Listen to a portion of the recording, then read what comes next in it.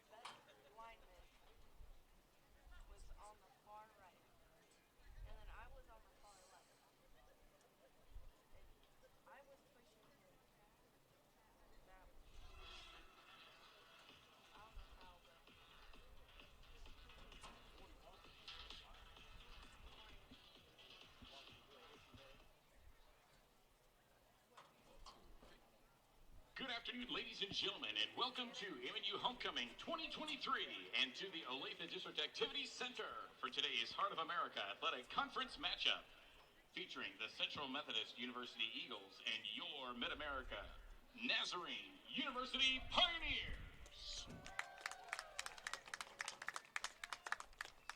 Mid-America Nazarene University, the Heart of America Athletic Conference, and the NAIA would like to welcome you to today's contest and ask that you join us in supporting character-driven intercollegiate athletics. Help us create a positive, competitive environment by showing respect for today's student-athletes, officials, and spectators. MNU is committed to the NAIA Champions of Character program and asks for your help to create a positive, competitive environment. Thank you for your cooperation.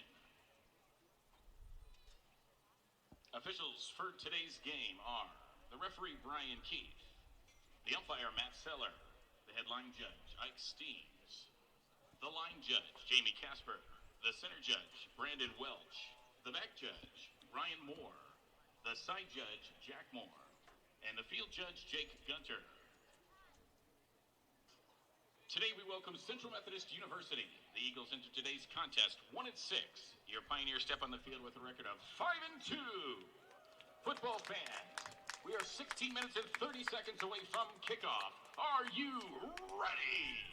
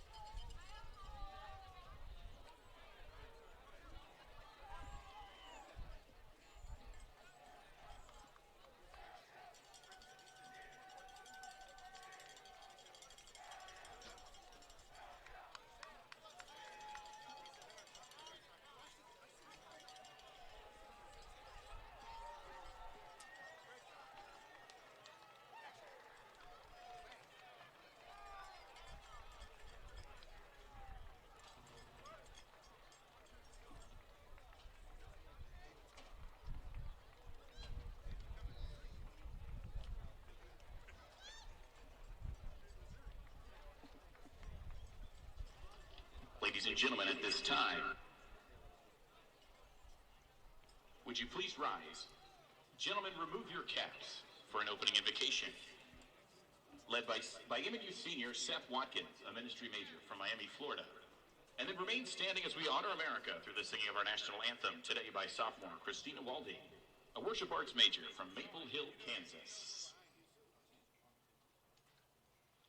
Please pray with me. Heavenly Father, we come before you today and thank you for this opportunity to gather here today and play football. Thank you for all the faculty, staff, alumni, family, friends who are here today. Lord, I ask that you would keep us safe and allow us to glorify you with our gifts. Help us to find our identity in you and that we would come to know Jesus Christ as Lord and Savior. Amen.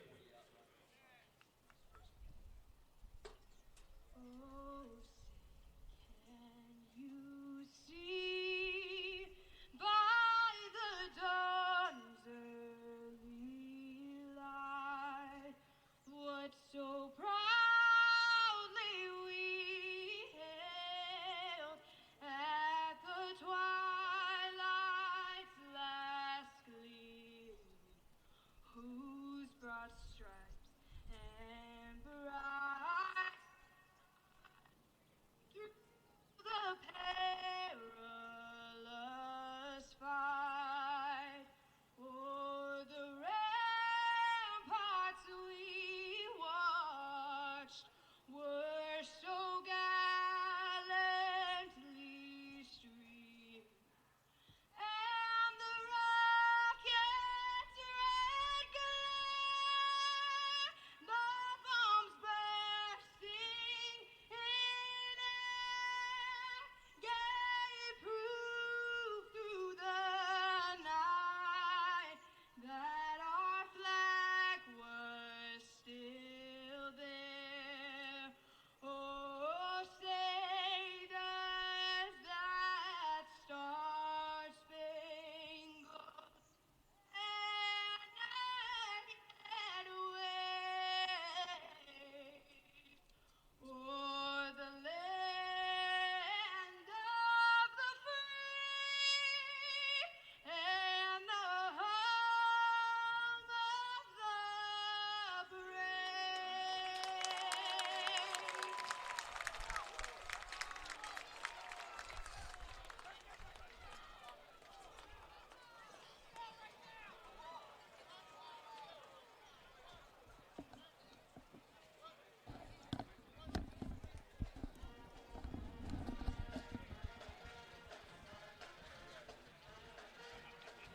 MNU team captains, number 0, Sean Cherry, number 3, John Brown, number 4, Adrian Parsons, number 9, Jacob Ted, and number 10, Anthony Sal. Joining our team captains is honorary captain and 2023 MNU Hall of Fame member Javon Taylor.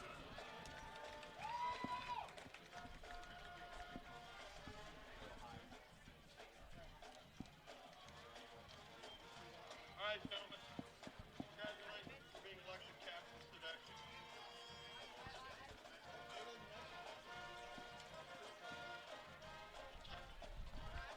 Helmets on head, Heart of America's on face.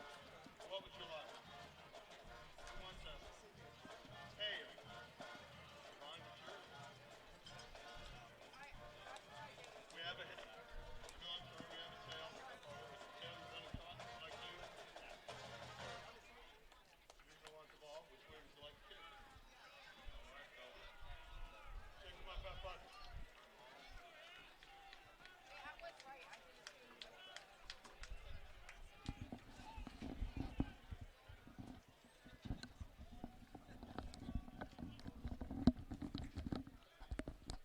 Good afternoon, everybody.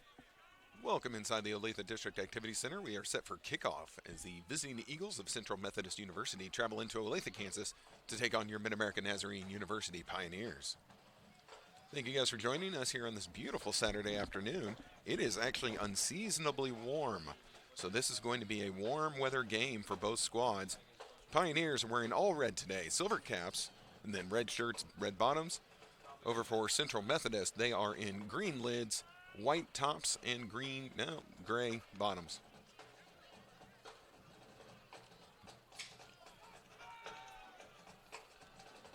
So CMU won the coin toss. They elected to defer. So the Pioneers will receive the ball first. CMU comes into today 1-6 on this season. And the Pioneers 5-2. All right, football fans, it's homecoming weekend. Get on your feet and make some noise for the kickoff. As you might have heard from the PA announcer, this is the homecoming game for the MNU Pioneers. Newly inducted MNU Hall of Famer Javon Taylor with the ceremonial coin toss. One of the best running backs to come through this school, that's for sure. Kick is away. Good kick. And out of the back of the end zone it goes. There is a stiff breeze out there today. CMU has it at their backs for this first quarter. So the Pioneers will be throwing into the wind. Will be worth noting. Again, warm day. Right now I've got us at 78 degrees, which is not what you'd expect for getting to be later October. Again, down on the artificial turf, it gets even warmer. So Adrian Parsons under center for the Pioneers. He starts out with two receivers to his right, one to his left. He's going to send Cherry out of the backfield. They're going to sling it out to him wide. He's on the move, bobbled to catch, but able to come up with it. And now he's taken down. Sean Cherry, the ball carrier. Tackle recorded. Say about a 5-yard gain is where I'm going to put it. Najal Vaughn.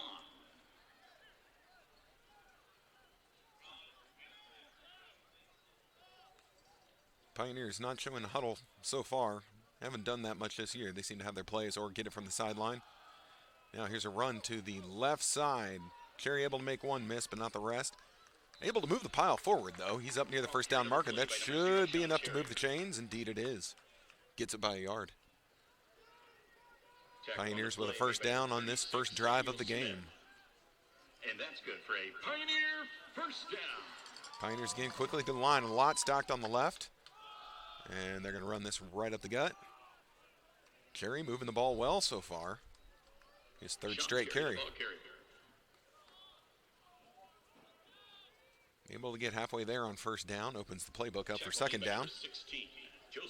Hope everyone is tuning in. We're on the Heart of America Athletic Conference channel today. Our YouTube feed not working or not going. So everyone is here with us on the Heart. If you're a CMU fan, thank you very much for joining us. Pioneers fans, always a pleasure. Here's another run, left side. Cherry bounces off the first tackle, moves it forward near the first down marker. I think they're going to spot him short by a yard. Tackle made by number 0, Lontas McClinton.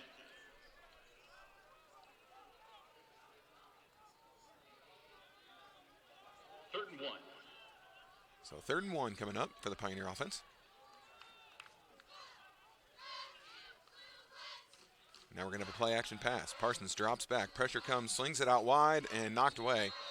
That pass was, I'm not sure. I don't know. I can talk.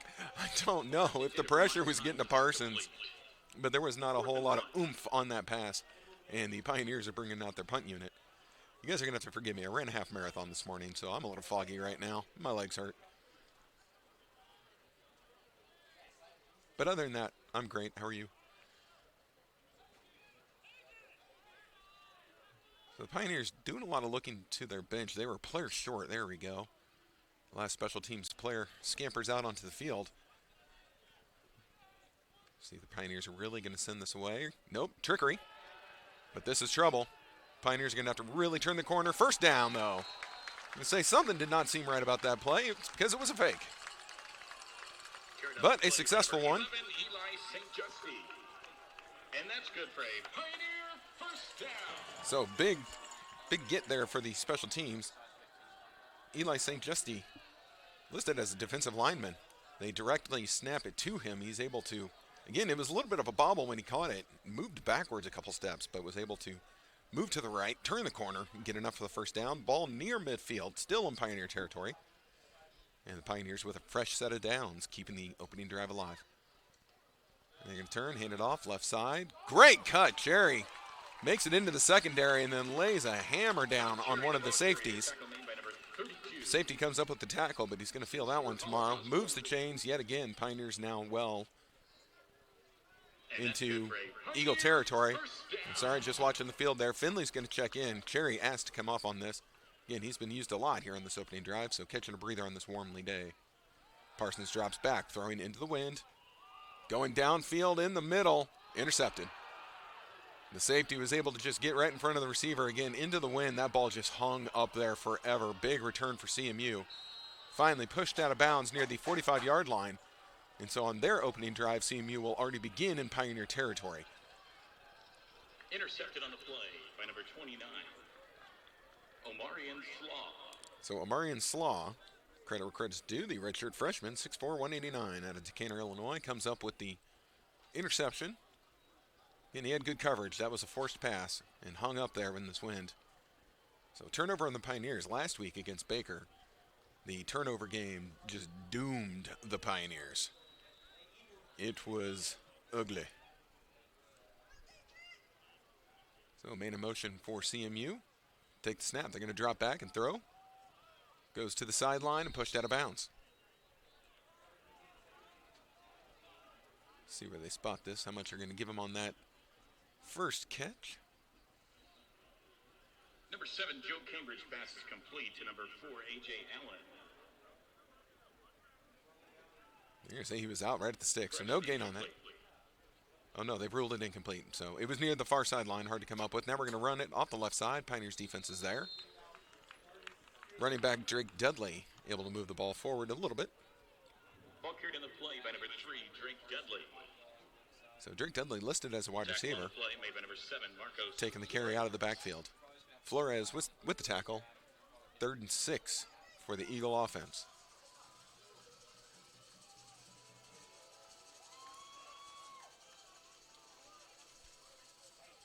Cambridge has it, drops back, pressure comes, throws it over the middle, has a man, and that's enough for the first down.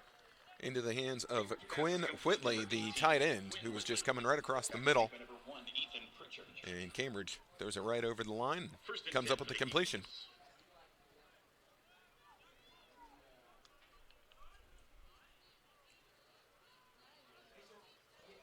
Cambridge stacked on the right side. Now he's going to turn stretch play right. And Pioneers defense is there. That's wrestled down for little to no gain. This carry was Charles Johnson. So CMU, no problem moving the ball around or spreading it around. It's already been in the hands of quite a few different people. No gain in the play, 2nd and 10. So 2nd and 10 on that run attempt on the right side. Again, no huddle here either by the Eagles. Just get their play from the sidelines. Now we're going to move up the running back. That they're going to empty the backfield. Man in motion coming towards it. Towards the line. Play action pass. Got a man. Now knocked out of bounds. That should be enough for the first down if my eyes do not deceive me. 18, Quinn Whitley. Whitley with the completion again. And this is enough to move the chains. So a good opening drive for the Eagles. Both sides move the ball well. Pioneers' first drive ending with the turnover. CMU, TBD. 1st and 10 from the 22-yard line. Cambridge has 2 to his left, 1 to his right. Now the man on the right goes in motion towards the formation. Good pickup on that blitz by the running back. That pass was to no one in particular. Caught by the Pioneers, but well out of bounds. Cambridge's pass. I wonder if the wind affected him the opposite way it affected Parsons. It looked like it just carried it out of bounds. So 2nd and 10.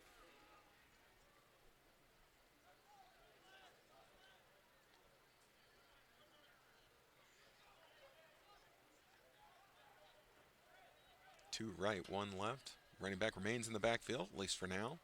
He's going to come up and step even with the quarterback. Man in motion again. And they're going to keep it. Design keeper. And oh, this play is blown dead. Those whistles came in crazy late. Let's see what the call is.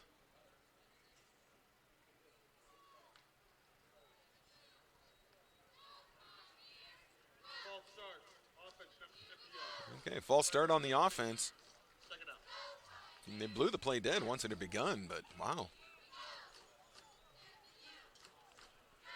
So Pioneers defense able to scoot CMU back just a little bit. Now 2nd and 15. Ball on the 27-yard line.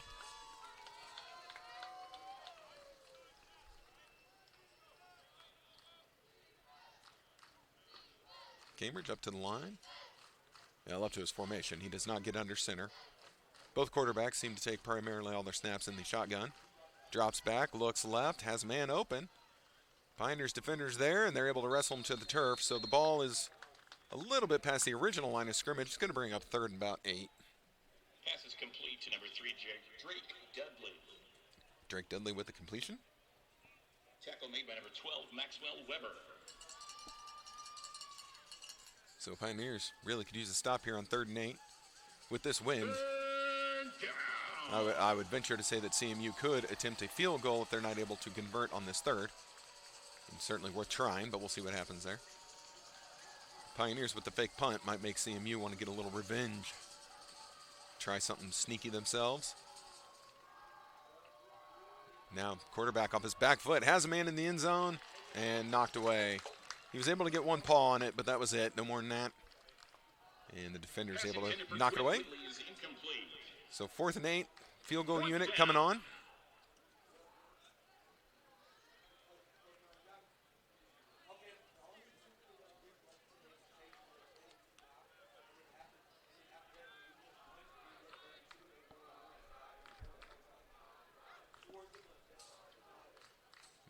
And the snap is good. Kick is up. Looks good. Or did it go right? No, it's good. Plenty of room to spare, so big leg for the kicker of CMU, who's actually listed as the punter, so Evan Workman. Well, they called someone else's name. With 8 minutes and 13 seconds remaining in the first quarter of play. But with that, it is now 3-0 in favor of CMU.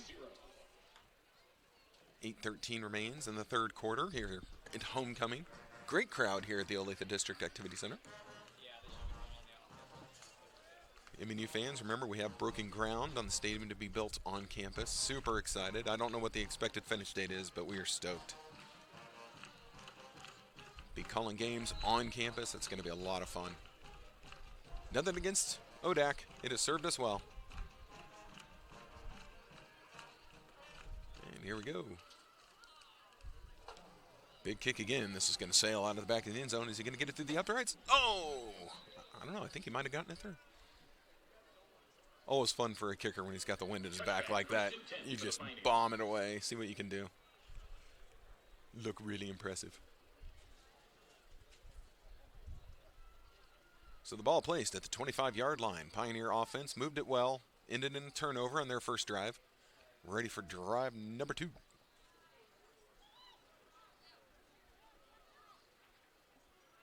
Parsons has 2 running backs in the backfield with him. Now one's going to go out wide right. They're going to give it to Finley. Finley moving to the right side, trying to go between guard and tackle. And he's hit and brought down, gain of 3 if we're fortunate. Cameron Finley, the looks ball like 2. carrier.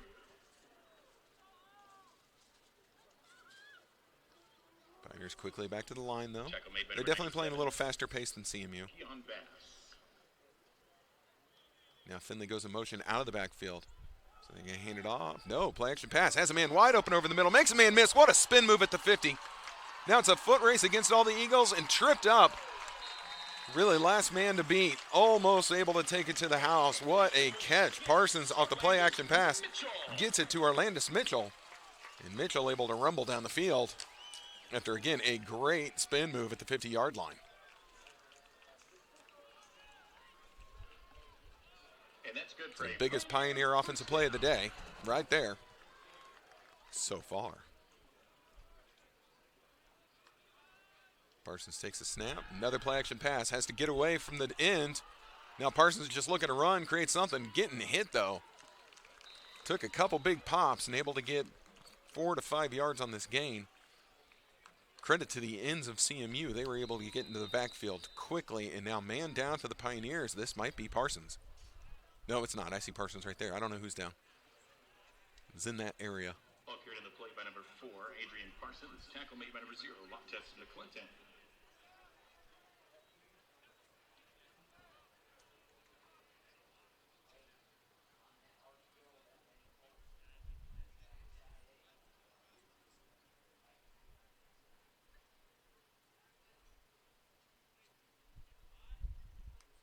There we go. They're going to, well, he was almost up.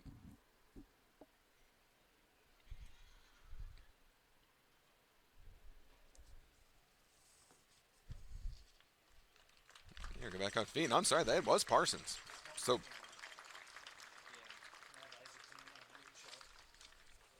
Parsons, I think after receiving medical attention, is going to have to leave the field for at least a play. His helmet got taken off while he was getting battered around for that 5-yard gain. Imagine they might need to do a little concussion protocol, but he definitely came off slowly and was looking shaken up on the sideline.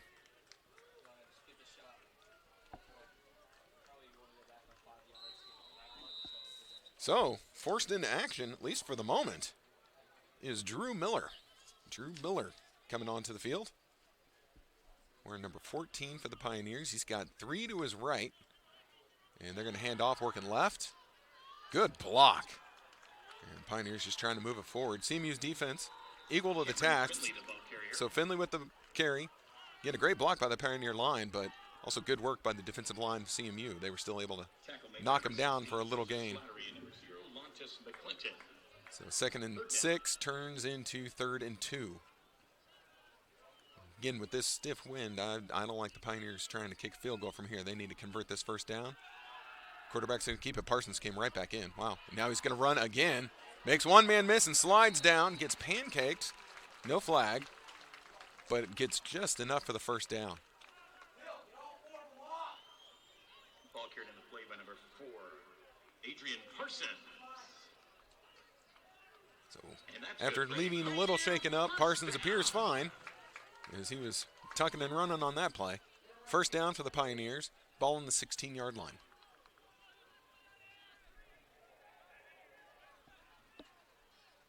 Watch the bottom of your screen. They've got one-on-one coverage at the bottom. See if they try and go fade in the end zone.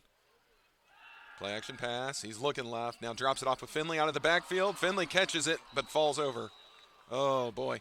Finley had a lot of green in front of him. Just couldn't secure the pass. So while it was completed, that's actually going to be a loss. Ouch. Back to the 20. Go the Pioneers. 4-yard loss. 20, Cameron Finley.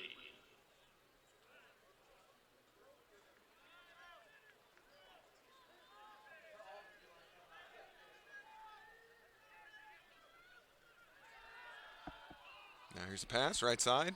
Finley's got to take on 2 defenders and does well. Bowls over one of them, brought down by the other, but they're able to move that ball close to the first down marker. 2nd and 14 is going to turn into 3rd and very manageable here. 3rd down.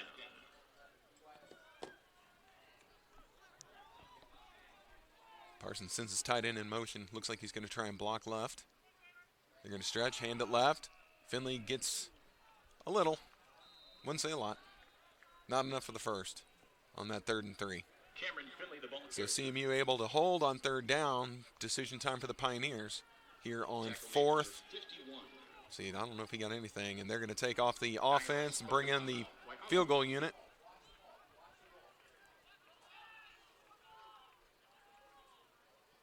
Again, this is a much closer shot than it would have been last time. Ball on the 8.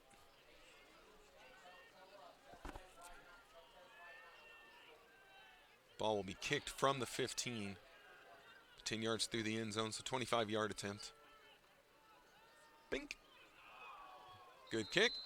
Up and good. And that's able to tie the game for the Pioneers. So with 3:39 remaining in the first quarter, dueling field goals is the story, and it is now a tie ball game at 3 apiece.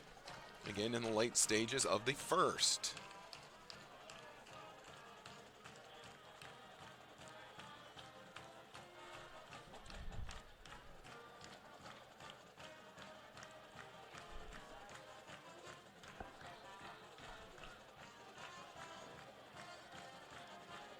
Oh, give me a break. Trying to get our live stats to work, and it's fighting me.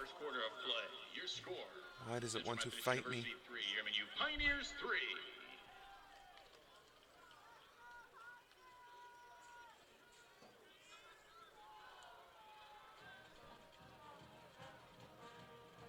So right now, what have they done? Oh, there it is. Parsons is 3 for 5 with a pick, 53 yards so far. Jerry was big on that first drive, not used as much on the second. Again, he has to be removed, and I don't think he came in on that second drive. Finley was doing the work there. But Jerry 5 attempts for 31 yards. And then Finley's at 3 attempts for 8 yards. And then, of course, Arlandis Mitchell has the 1 reception for 46. Biggest play of the day for the Pioneers. Again, just the early going stats right there. Now the Pioneers, a little chip shot. And down by, oh, he got laid out by his own guy there. Down by one of the up men for CMU. I guess the Pioneers figure in this win, they're not going to blast it deep, so might as well try and do something sneaky. Get it to a guy who won't return it. But the ball will be placed at the 39-yard line, so not bad starting field position for CMU. By number 97, Kayon Bass.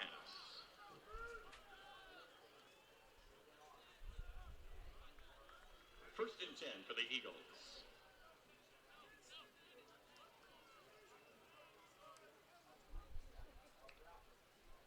Same formation for CMU. They're not varying much on their theme, man in motion. Now they're going to hand it off, working right side. Good cut up the field. Into the secondary goes, past midfield, now pushed out of bounds. Yikes, hopefully there's no flags on that one. Looked like a little bit of a late hit by the Pioneers, but nothing called. Ball carried on the play by number 26, Cam Cole. So Cam Cole with a very good first down carry. Gets the Eagles into Pioneer territory. Ball now at the 49-yard line of the Pioneers. Sorry, 44. Numbers are fun. Told you I was foggy today. Now they're going to hand it off just right up the gut. Pioneers defense is there. Got to wrestle him down, though. He's able to come up with a couple. So the first down carry, good for 2.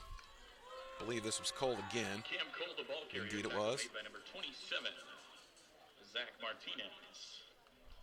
Second down.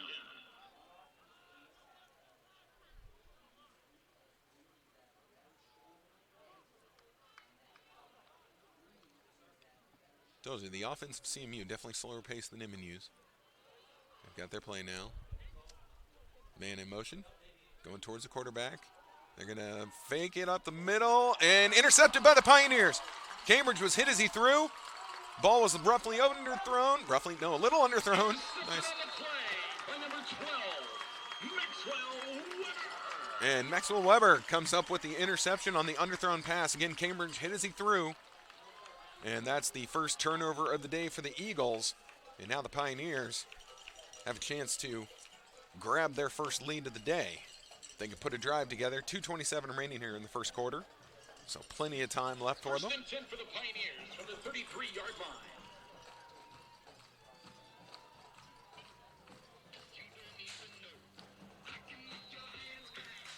So Parsons heading out onto the field. Caleb Bryant in the backfield with him right now. I haven't called his name yet today, so he's going to take over running back duties on this drive. Little three-headed monster of running backs that the Pioneers have. They're going to fake it, sling it out wide quickly. Good block to free up. There we go. It was a good block to free up. I'm sorry, I've got to finish my thought. Arlandis Mitchell. So that moves the chains for the Pioneers. Pass is complete to number 6, Arlandis Mitchell. And that's good for a Pioneer first down. Now Parsons quickly back to the line. Ball snapped. They're going to hand this off right up the middle. This is Bryant. Busts through. At the first down marker. Finally stumbles down to the turf. But comes up with a first down and more. Ball carried on the play by number 5, Caleb Bryant. So Bryant with a good carry. To McClinton. And that's good for another Pioneer first down. Pioneers quickly into CMU territory. Ball placed now at the 41-yard line.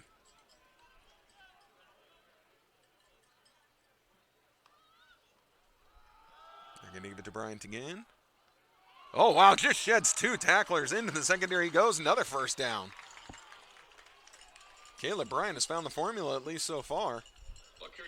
He had 2 people wrapping him up, and he just ran through the both of them. And that's good for another Pioneer first down. Pioneers have learned that with this wind, you're not going to be able to throw it up much. Going deep seems difficult at best, so they're keeping it on the ground this drive. Now they're going to sling it out wide. Again, just a little pass to the man in the outs, and Mitchell might be gone, trying to get one more, and he's taken down. Boy, the Pioneers right now are running through these arm tackles of CMU. They've got enough speed to just keep breaking through. So ball now down to about the 6-yard line. Good for another Pioneer first down. Pioneers now picking up big chunks of yardage. Mitchell coming off the field for this play. Ball's on the 6. Parsons has 3 receivers, but I'd look for Bryant on this play. Indeed, Bryant right up the middle. Tries to cut it back in, and boy, he is right down there, almost in, down on the 2. Bryant, the Okay. ball carrier. Tackle made by number 36, Samuel Smith. Try to stop Bryant from going out. He cuts it back in, still comes up the yards. They're going to give it to Bryant again. And a same move, and in he goes. Touchdown, Pioneers. Caleb Bryant takes it, going to his right, sees a man, jumps back left, and goes in almost untouched for a Pioneer touchdown. Their first of the afternoon with 3 seconds left in the first quarter. Special teams unit coming onto the field. Try and get the Pioneers to a 10-3 lead.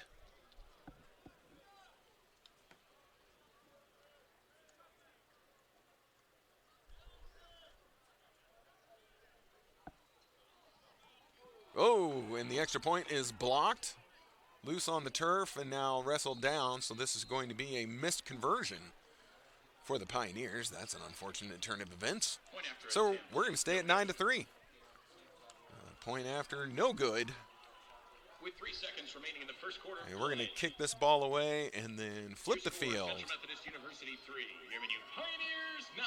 So worth noting that now, here in 3 seconds, CMU is going to have to be thrown into this wind. Football team, welcome Christ Prep Academy Patriots football team.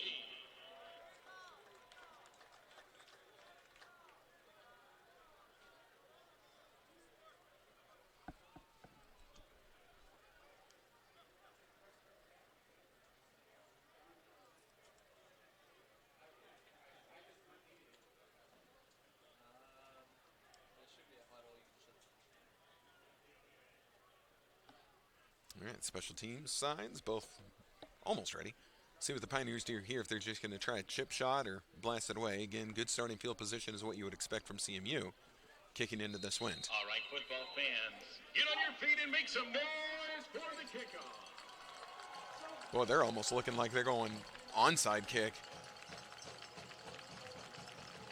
No, again, that chip shot right up into the air. Fair catch called for. Muffed, it's loose. CMU is able to cover it up, but I think that's what the Pioneers are going for on that one.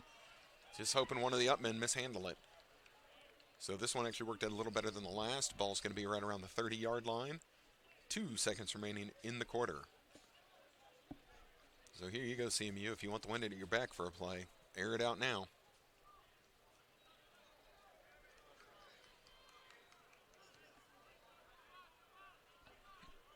First and 10 for the Eagles.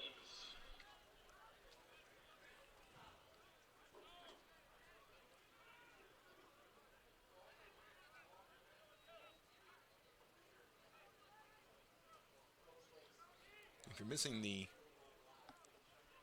YouTube feed, they are doing the soccer game right now. So soccer is over on the YouTube feed. Now here's a run right side, and the Pioneer defense able to knock that down for maybe a 2-yard gain. That is how we will end the first quarter. So yeah, we are on the Heart Sports Network today. Hopefully you guys have found us. Unfortunately, we don't have the little chat room feature that YouTube does, which is super fun way to keep track of all the people watching. But again, if you're watching for CMU or MNU, welcome. Thank you for joining us. Hopefully, you're enjoying the game. Again, the season is already starting to wind down. Pioneers with only one more home game, and that is next week. Men's soccer from 2011 to 2015. He was a 3-time All-Conference and 2-time All-American performer, which included 2 Conference Division Defensive Player of the Year MVPs, while helping lead his team to the national tournament 4 times. Megan Balcom Jackson, women's basketball from 2012 to 2016, While at MNU, she was a two-time All-Conference and All-American standout and helped lead the Lady Pioneers to a national title in 2016. Justin Randall, men's basketball, 2013 to 2017. He was a three-time All-Conference and All-American performer, which included a Conference Defensive Player of the Year and helped lead his teams to a couple of NAIA Fab Fours. And please turn your attention down to the field and welcome Javon Taylor, football 2013 to 2017. Javon is a two-time Conference Offensive Player of the Year and MNU's all-time rusher, leading rusher with 3,996 yards. Let's give one more round of applause to your class of 2023 MNU Athletic Hall of Fame member.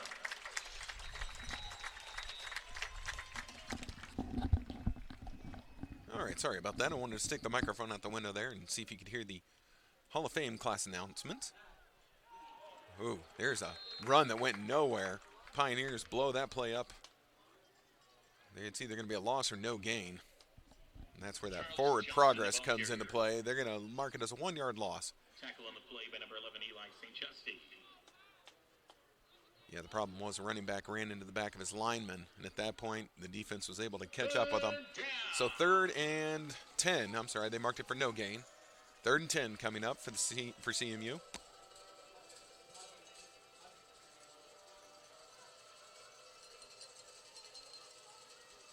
Here we go. Cambridge drops back. Looking left, has a man. This man's going to have to make a miss. He does. Close to the first down marker. Now I think he falls across it. Boy, the Pioneers had a chance. Couldn't wrap him up after the completed catch. He's able to shed the defender and pick up enough yards for the first down.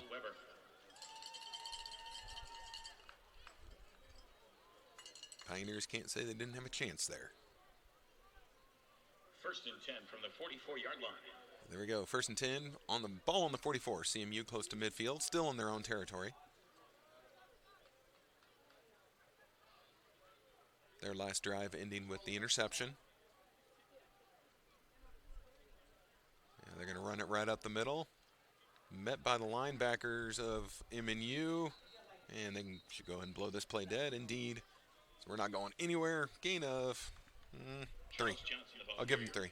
I'm a generous person. Made by a Conestoga of Pioneers. Look at that.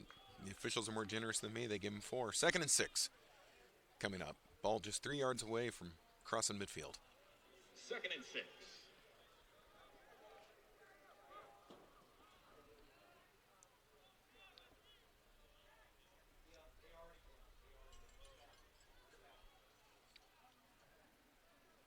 Play clock down to 5. Cambridge looked like he was trying to change the play or get something different from the bench. 3-2. They snap it at 2.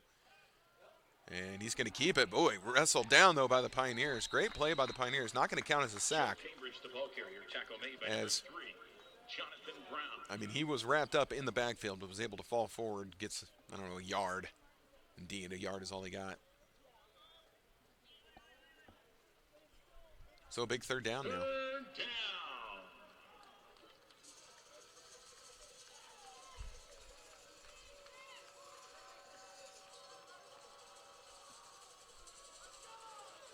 Quarterback has 2 to his left, 1 to his right. Running back in the backfield with him. Man comes in motion, top of your screen. Blitz coming from the Pioneers. Tried to get through, ball gets away, and knocked away, incomplete. So good all-around defense from the Pioneers. They forced the throw before he really wanted to with the pressure. And then the defender was able to knock the pass away as it was in the air. So that worked out well. Punt unit comes on with the ball right at midfield, and 1 fake punt already completed today. I would tell the Pioneers to watch out. Watch out for a little trickeration. Because again, they're also kicking into the wind. Good snap.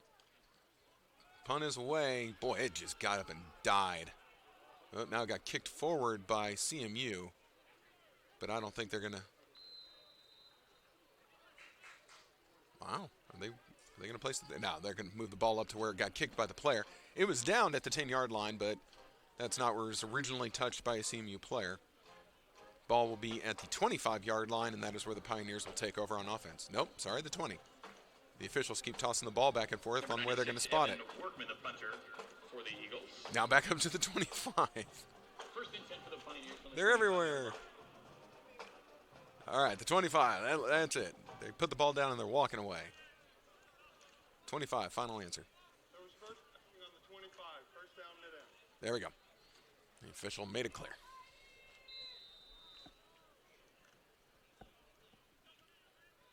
Man in motion going around the formation. Parsons takes the snap. Slings it out wide. Gonna have to make a defender miss. Instead just tries to run through him. Huh? I like it. I'm good with that. That was Himes, Miles Himes, his first completion of the day to my recollection. And he's able to move the ball forward a yard short of the first down marker.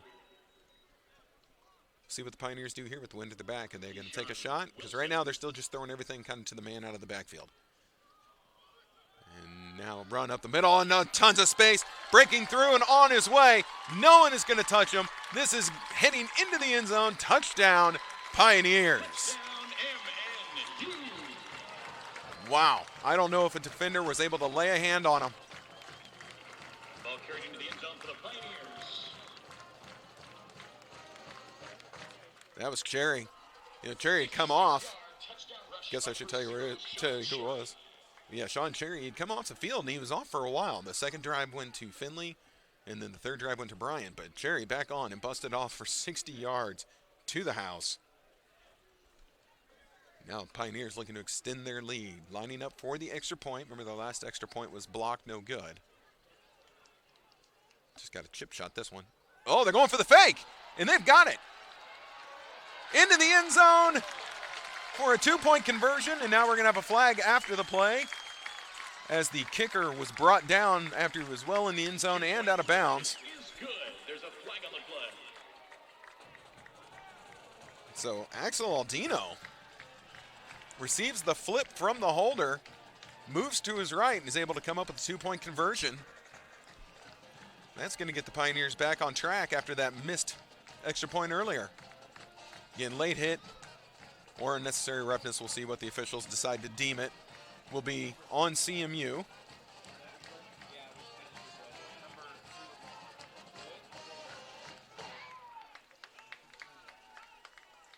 the play, personal foul. Defense, late hit out of bounds. That 15-year-olds will be at fourth kickoff.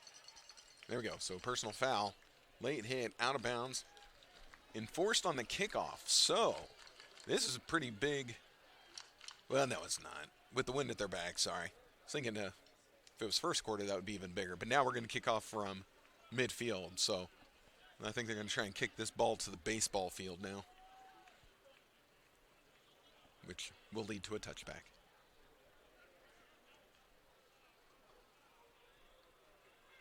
All right, football fans, get on your feet and make some noise for the kickoff.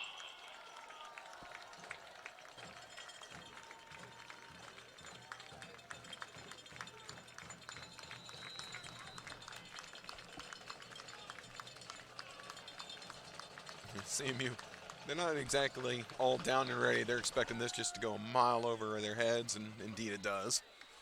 So that's going to roll all the way to the baseball diamond. Grant Pella's kick bounces out the back of the end zone for a touchback.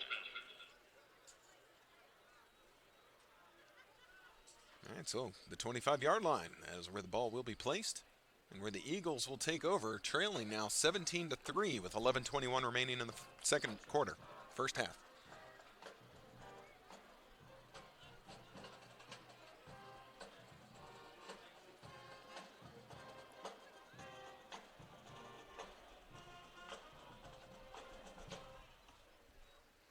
Yeah, they're going to hand it off to the left side. Pioneer defensive line is there. I'd say nothing doing on this play. Gain of nothing. Gain of zero. Gain of zero. Zilch. Zip. Cam Cole, the ball carrier. So Cole not able to turn the corner. 2nd and 10. No gain on the play, 2nd and 10.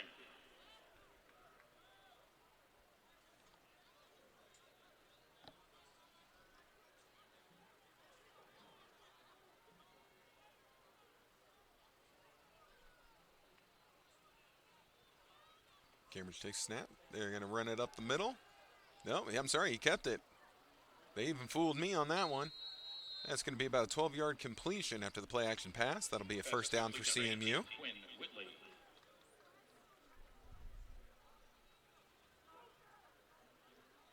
Tackle on the play made by number 25, Matthew.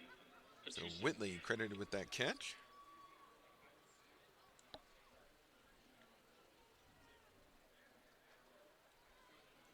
No panic being shown by CMU. They are still their very methodical pace right now. Play clock under 10. Cambridge dropping back, passing all the way. Hits his man out of the backfield. Ooh, and he gets upended. That ball's loose, but I think the ground caused the fumble. Yeah, they're going to call him down. Big hit, though.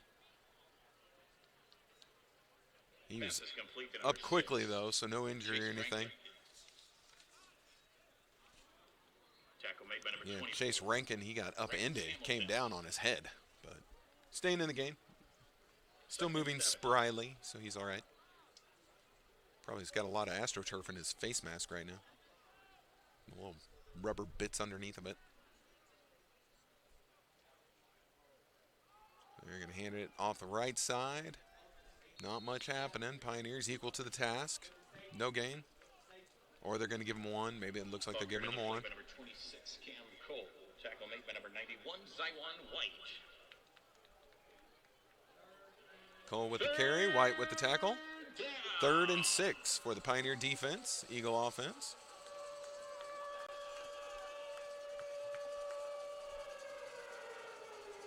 Now the Pioneers making a big substitution change. Holy cow. Well, we've got like 11 billion people on the field right now, so CMU wisely snapped the ball trying to get too many guys on the field. And MNU calls a timeout to save that penalty. Wow. Very late decision coming in to change personnel, and it was a big change. Normally you get 1 or 2 people, running off and on. Not this time. There are at least 5 to 6 going out there. So I believe this was a great timeout call by MNU on a very important 3rd and 6. Penalty right there would have been no good.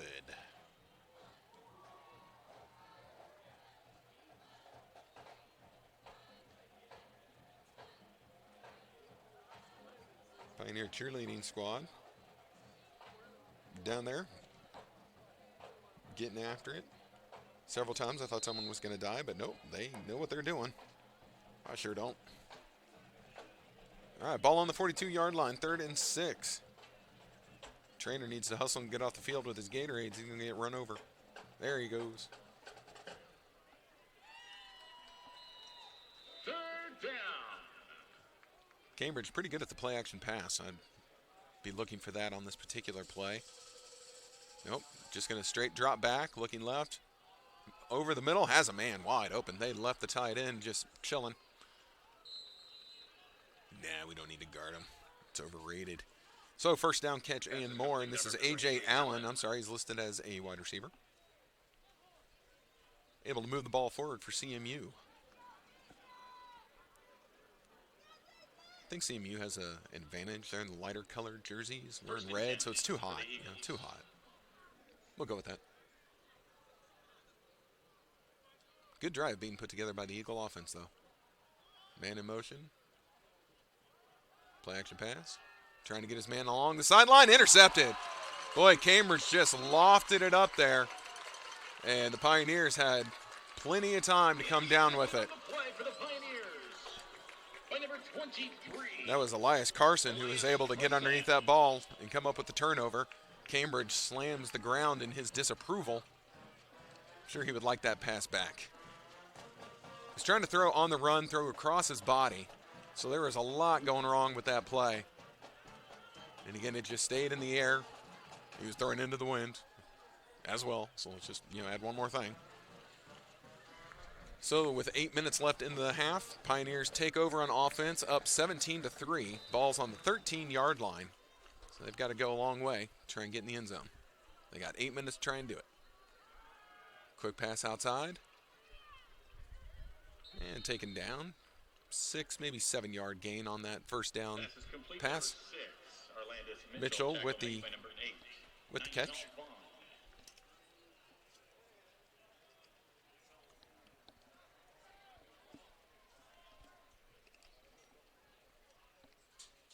Pioneers moving quicker. And now they're going to give it to Finley up the middle. Finley breaks through. He's just moving people. And that's enough for the first down and a lot more. Finley, the ball carrier. Tackle made by number 16, Joseph Slattery.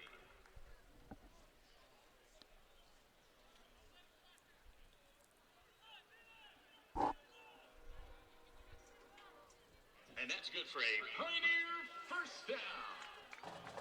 Again, Pioneers ready. Already taken a minute off of the clock. Another quick pass out to the side. Mitchell trying to make a man miss. This time not able to do it. Ooh, careful. He's going to get blown up. Yikes. Potentially dangerous play. No big deal.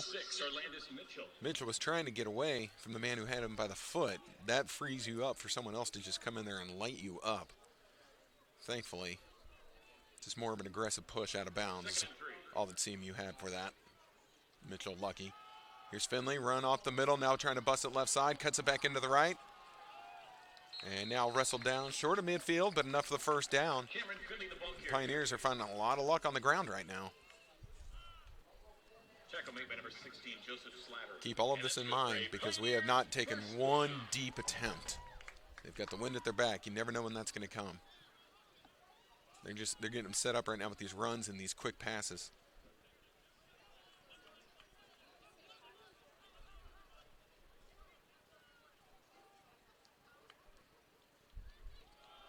Yeah, they're going up the middle again.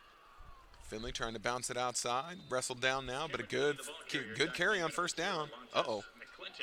Finley rattled on the play. He's coming off the field, sprinting off, keeping his right arm down at his side, holding his shoulder. Uh-oh. Uh-oh, that's separated shoulder issue right there. Yikes. Not to speculate, I am certainly no medical expert, not from way up here. And now we're going to have an official timeout as Finley is down. I don't know if he cleared the field, but Pioneers are coming over to check on him. He immediately sprinted off the field after that tackle. So play and clock stopped due to the official timeout. Again, injury timeout for Finley. 5:35 remaining. Pioneers up 17-3. Second quarter action.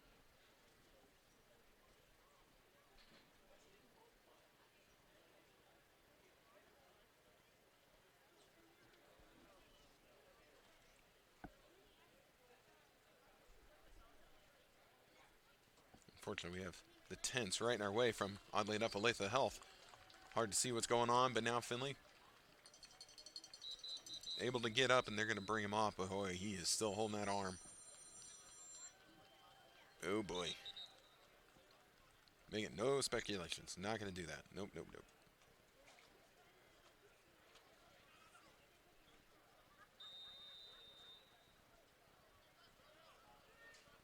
All right, play ready to resume. Pioneers in Eagle territory. Parsons takes it.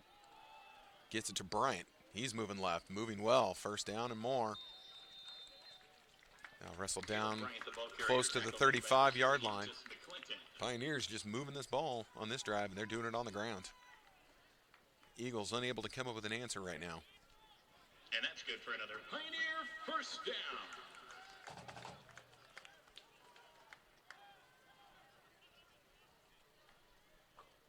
They're going to fake it this time. Play action pass, looking right, has a man, got him. And wrestled down. That's probably the longest, well, no, other than Mitchell's big catch. We'll say this is the second longest pass of the day. St. Louis with the completion. Good for another Pioneer first down. Still moving the chains. Ball placed at the 23. Another pass. Parsons steps up, going to the end zone. Oh, boy. Had it. Just couldn't complete it. Mitchell, I couldn't tell if it was tipped away by a defender or if he just wasn't able to haul it in. Second and 10. Maybe the defender got a piece of that, but it was close either way. So incomplete pass, their first attempt on getting it to the end zone. Yeah, from far out, 23 yards out. Going back to the well. They're going to hand it off. Bryant right up the middle. Trips a little, working to his right. They still can't bring him down. He's going to be close to this first down marker. Yeah, okay. Yeah, three, Caleb two, Burns, the ball carrier. 3 yards short. Tackle made by a nest of eagles. Nest of eagles. Oh, Gordy, you cracked me up. All right, 3rd and 3 for the Pioneer offense. 3 wide receivers left side. You're gonna sling it out wide again, quickly. Oh, and there's a slip. Did he get past the line? These are the questions we all want answered. Mitchell got enough. All right, they're going to move the chains. And that's good for a Mitchell, I don't know, one good move, Mitchell might have made it into the end zone. I think he had a good angle. However, that one move led to his foot slipping out on him. But he had enough for the first. Fresh set of downs for the Pioneer offense. They're going to go fade in the end zone. That was caught. Give me a single touch. Yep, touchdown. CMU defender jumping up and down, says he was out of bounds. Didn't like that call. And this was St. Louis able to come up with that catch. The back corner of the end zone, extending the Pioneer lead.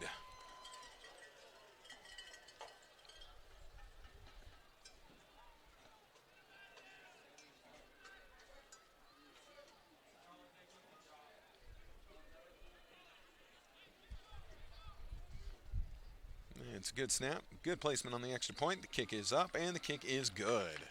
So the Pioneers have extended their lead. It is now 24-3 with 3:28 remaining in the second quarter. As we're getting close to halftime. Pioneers firmly in control.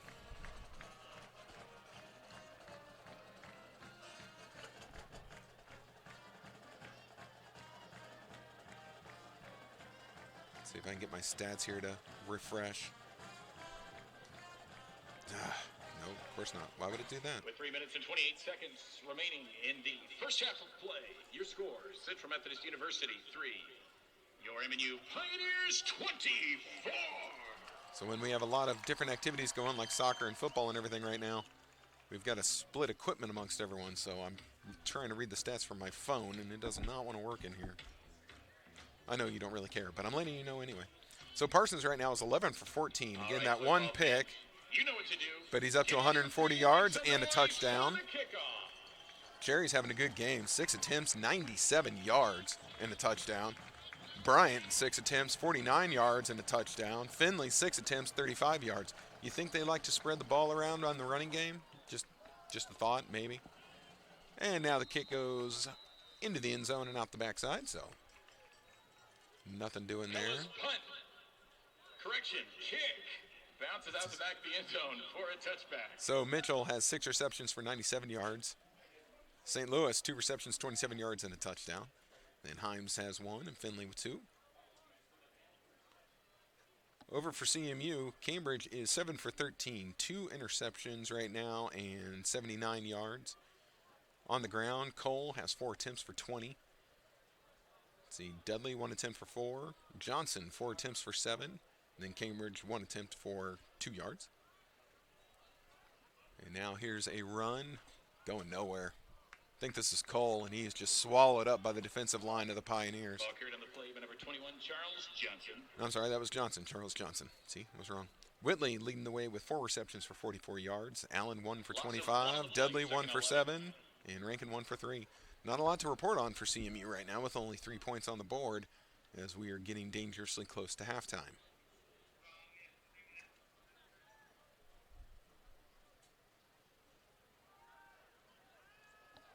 There's a pass. Boy, man got wide open behind the defense. What happened there?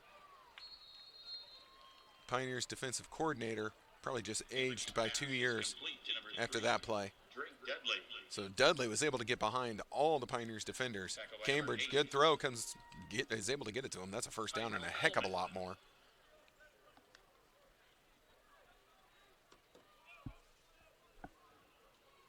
First and 10. First and 10 for CMU. Their longest play of the day. They're going to hand it off right side, able to find a little bit of room this time. The running back for CMU, able to get halfway to the first down marker. Charles Johnson, the ball carrier. So Johnson with that carry. Jonathan Brown.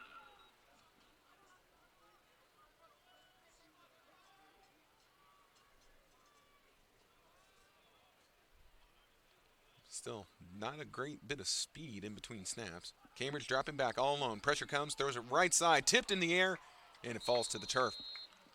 Good play by the Pioneers defense. Cambridge's pass intended for number 1, Aaron Edwards, is broken up by number 18, Matthew Georgie. There you go, Matthew Georgie. The linebacker was able to get his hand in the air and knock it away. So 3rd and 6. Ball at the 34-yard line for CMU. 1:46 remaining before the half. 24-3, Pioneers.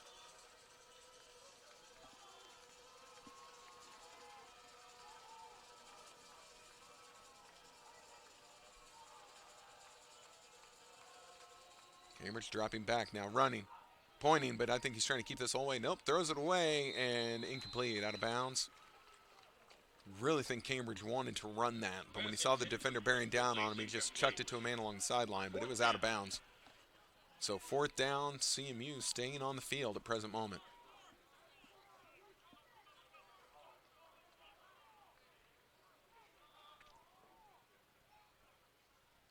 They're changing out personnel, but one at a time. What are we doing? No, okay, they're going to send their tight end up to the top. Interesting formation. 3 receivers on the left, 1 to the right of the quarterback. Running back remains in the backfield. Imagine he's going to sprint out wide, indeed he does. Pressure comes, thrown, and incomplete. That pass wasn't even close. So Cambridge not able to convert on 4th down. That's turnover on downs. The Pioneers are still going to have a chance with 1:35 remaining before halftime. Remember that the Pioneers received the ball to begin the game, so CMU will receive the second half kick.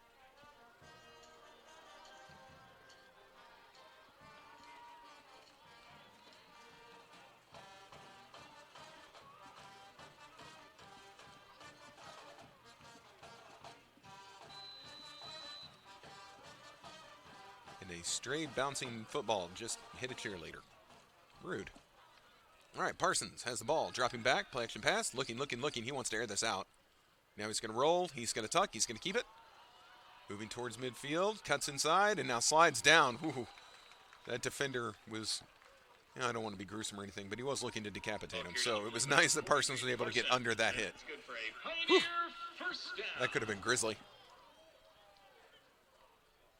Good run by Parsons. Ball near midfield. Parsons dropping back. Pioneers are trying to score here before the end of the half. Over the middle, has man wide open. Oh, getting chased, and now chased down from behind. But that was Jacob Ted. No, that wasn't Jacob Ted. That was, E.J. Rogers. Complete to number 9, E.J. Rogers. So big completion over the middle to Rogers. Pioneers driving. Still have 1 minute remaining in this half. And 2 timeouts. Parsons has all day. Throws over the middle. Has a man, that's Himes, and that's a touchdown. With the defender draped all over him. Miles Himes was just able to drag him against his will into the end zone for the touchdown. Extending the Pioneer lead. Pending extra point now.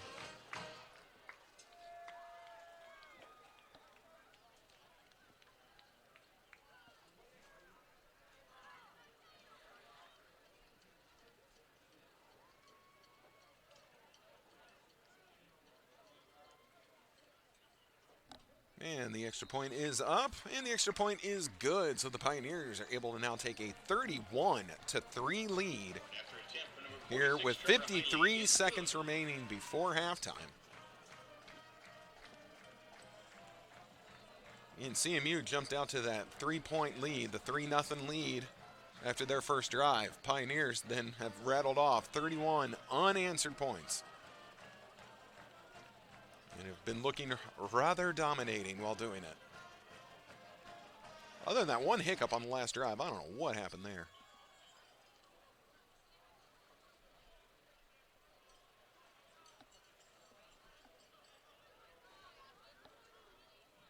If you're local and listening, if you happen to be down doing the Garmin Kansas City Marathon, half marathon, 5K, 10K today, congratulations to all the finishers. If that pertains to you. Job well done. It was a beautiful morning. Got a little warmly, though.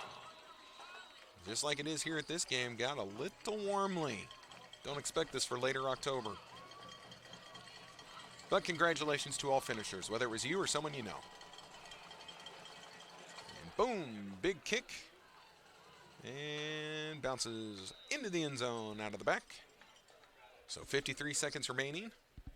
And we will see what CMU comes up with here on offense. First and 10 for Are they going to try and take a shot again going into this wind, or are they going to try and play it safe and just get to halftime? CMU does have all three of their timeouts.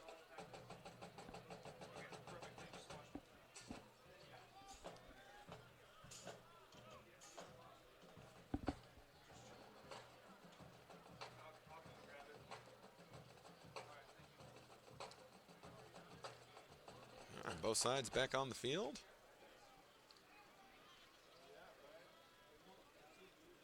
Boy, Pioneers all playing close to the line. They're expecting a run, I think. And now, whoa, whistle blown. What do we got?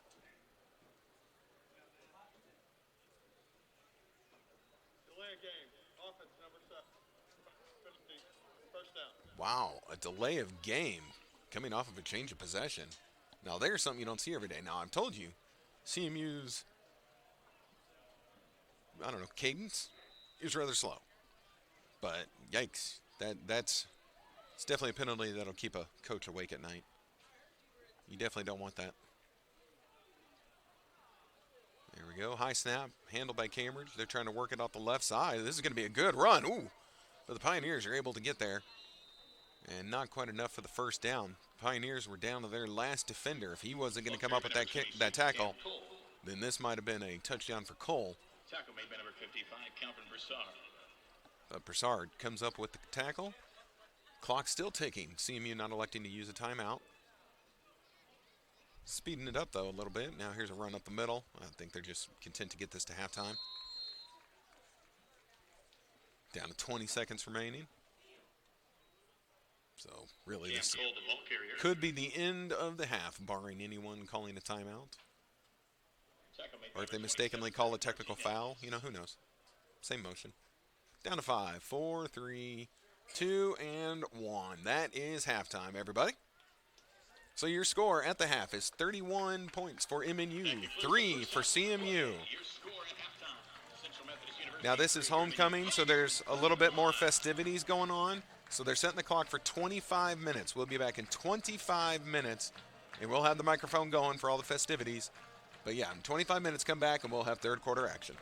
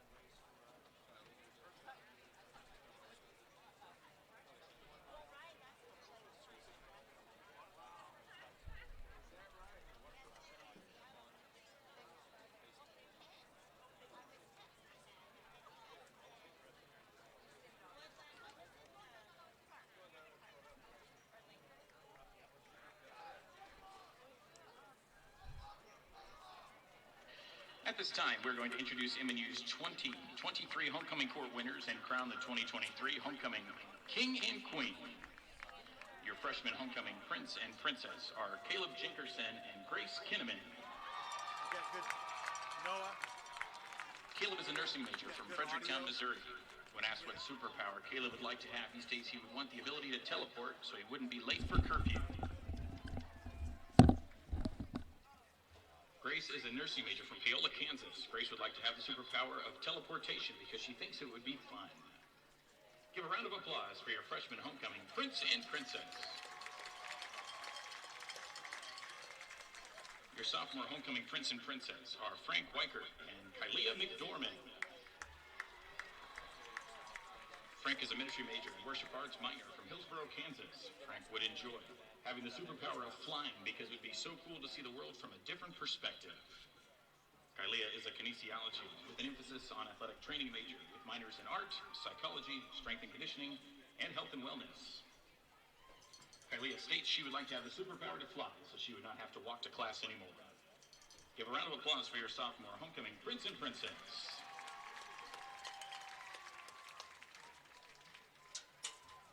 Your junior homecoming prince and princess are Yair Sacido and Allison Van Lanker. Yair is a biology and chemistry major from Topeka, Kansas. During his time at MNU, Yair says he has learned that exploring is really fun and really satisfying to one's life, wherever it takes place. It is a great way to make memories and push yourself out of your comfort zone. Allison is a marketing major with a leadership minor from Odessa, Missouri.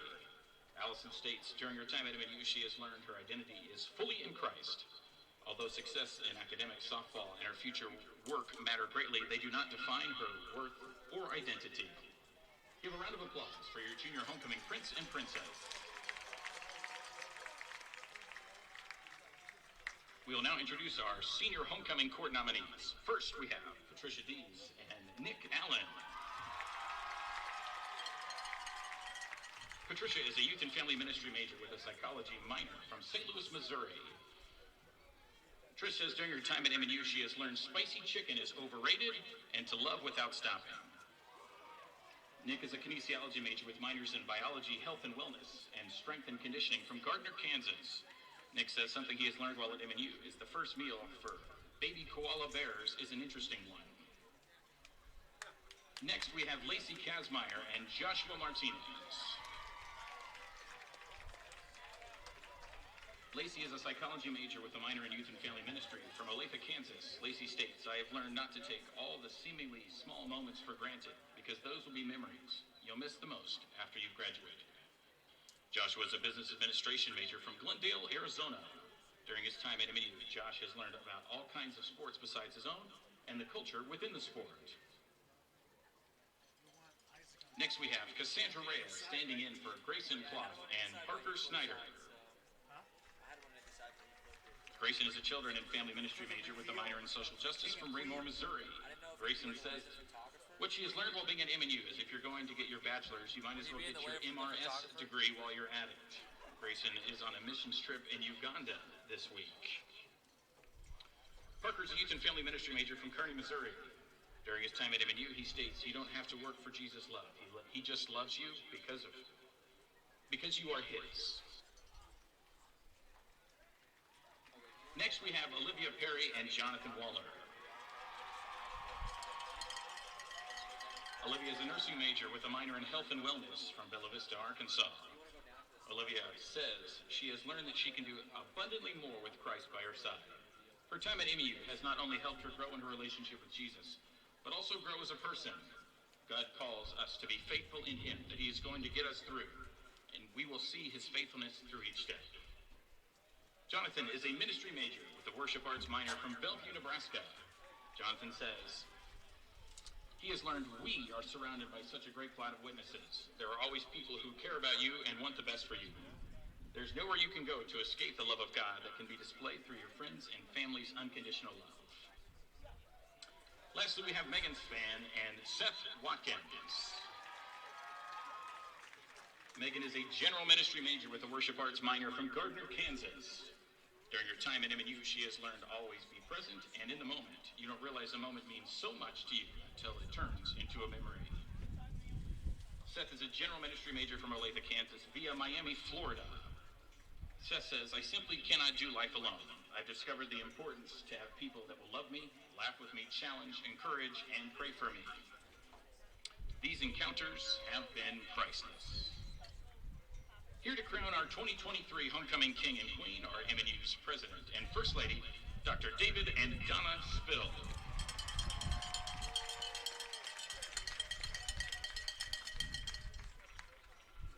All right, ladies and gentlemen, the moment you've all been waiting for. Your 2023 homecoming. King and Queen are Parker Snyder and Grayson Claw. Congratulations, Grayson and Parker. Please give another round of applause for your 2023 homecoming court winners.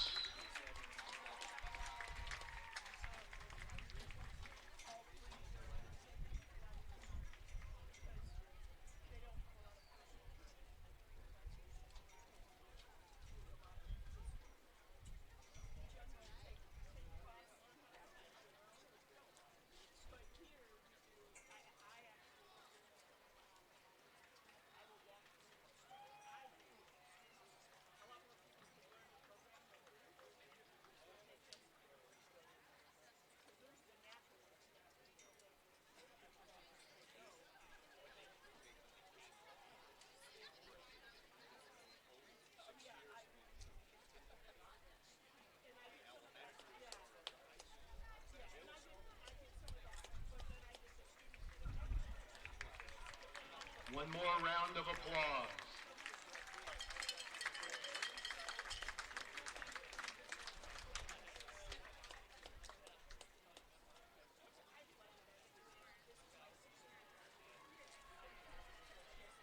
Cheerleading's next. You can stay at the 50-yard line to get the cheer report.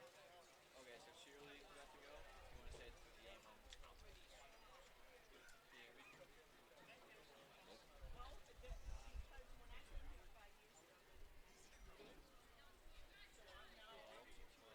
He took his headset off.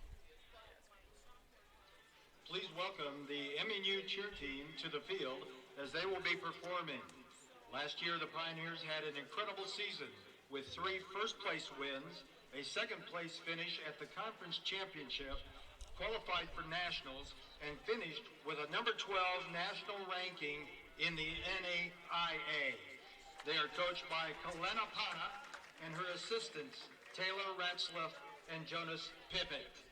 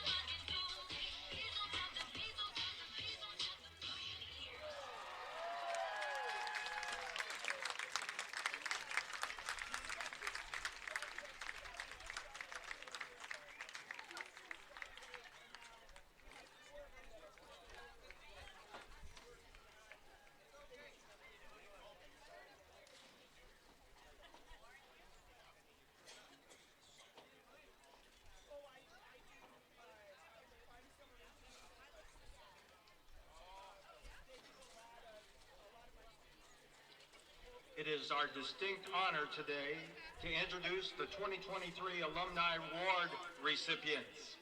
For her relentless pursuit to stop human trafficking in India, our Alumna of the Year from the class of 1981, Jackie Cork.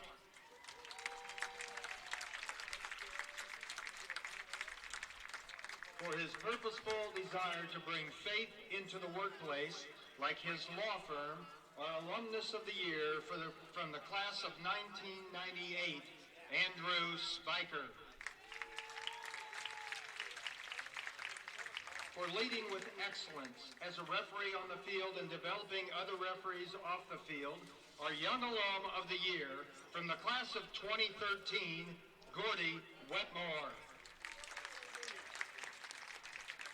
For their many years of extra-mile service to the church and the university, our Carry the Torch Award honorees from the class of 1976, Michael and Denise Cork. MNU will present these recipients with their awards tonight at the Alumni Showcase in Bell Center. One more round of applause for our alumni recipients.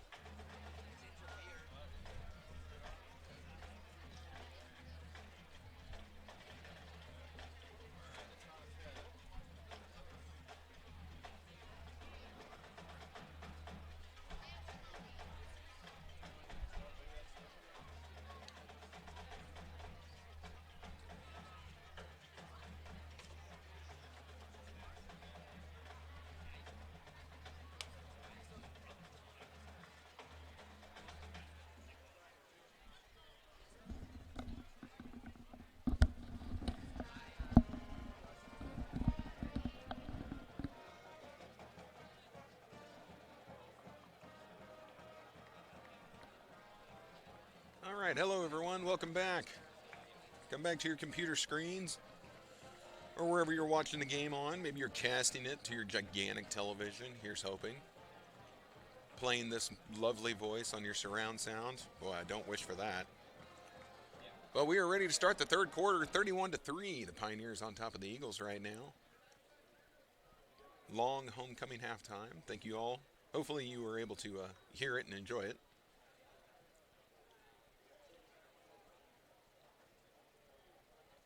Looking at the scoring breakdown, the end of the first quarter, it was 9-3 in favor of Pioneers. They had the field goal, then a touchdown, missed extra point. Field goal for CMU. Pioneers went 22-0 in the second quarter. So it'll be interesting to see if the Pioneers can keep up that level of play, or if CMU is going to get it figured out at halftime. CMU will start with the ball first. Pioneers kick the ball away, out of the back of the end zone it goes. Now the Pioneers will have the wind at their back for this third quarter, and then CMU will have the wind to their advantage in the fourth. So if CMU wants to air it out, fourth quarter is when they'll want to do it. And playing from behind might be what they need to do. For CMU, Cambridge was 8 for 17 in that first half, 2 interceptions, 117 yards. His longest pass completion was that 38 towards halftime. Cole has 6 rush attempts for 33 yards. Johnson, 6 for 11. We're going to have the first play here. Man in motion. Cambridge is going to hand it off. Trying to work a sweep around the edge. And not a bad little run there. That was Drake Dudley as the carrier. He was the man that was coming across in motion. So Drake Dudley, his stats will go up for running. Dudley led the way with 2 receptions for 45 yards. Whitley had 4 receptions for 44.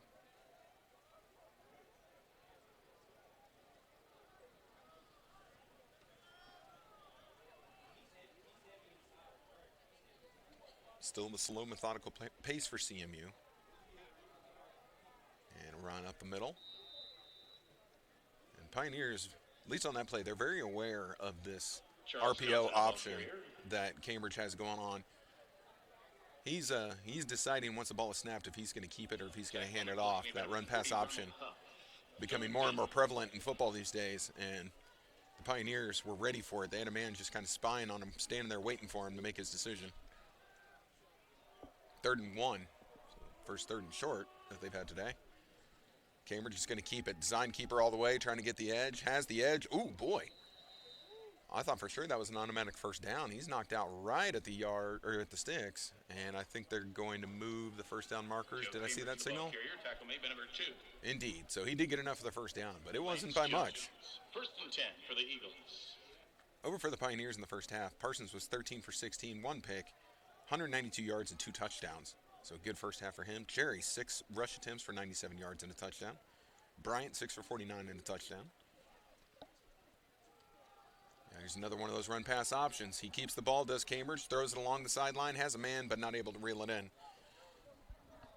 So an incomplete pass. Incomplete. And that play right there was the perfect example of this RPO, if you're not familiar.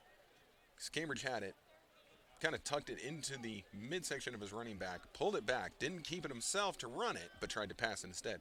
So in this, he has all the options.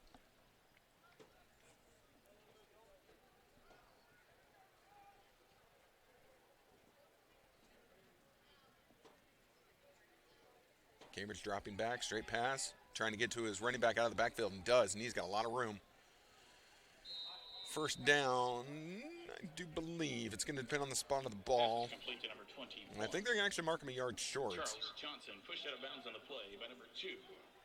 Lance Jones. So Johnson caught that ball way in the backfield. It looked like he was running forever, but he was so far in the backfield, he had a lot of ground to make up. So 3rd down, 3rd and 2 coming up.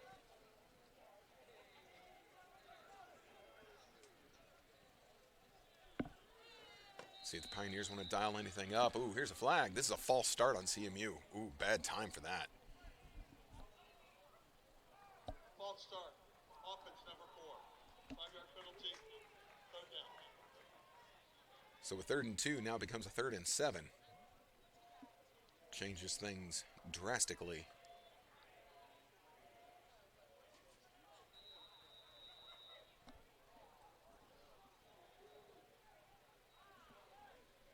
Eagles making a little bit of a personnel change. We've got to figure it out now. Down to 15 on the play clock. And clock stopped with the penalty. In motion again. Got their man over the middle. Now they go outside. Ooh, dangerous pass almost picked off by the Pioneers.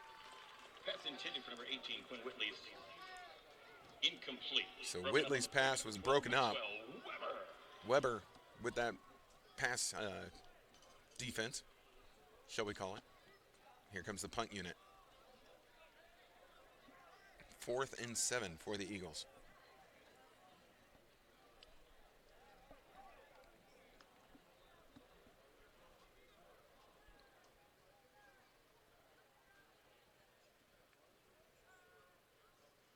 Good snap. And punt is away, hangs up in the air. Pioneers are just going to let this bounce. Oh, what a CMU bounce it takes, though. And now out of bounds it goes. Where are they going to put this? Around the 7-yard line. That was a great punt by CMU special teams.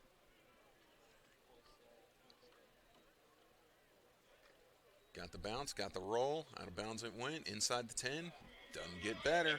Doesn't get much better. Bounds at the 7-yard line. 1st and 10 for the Pioneers.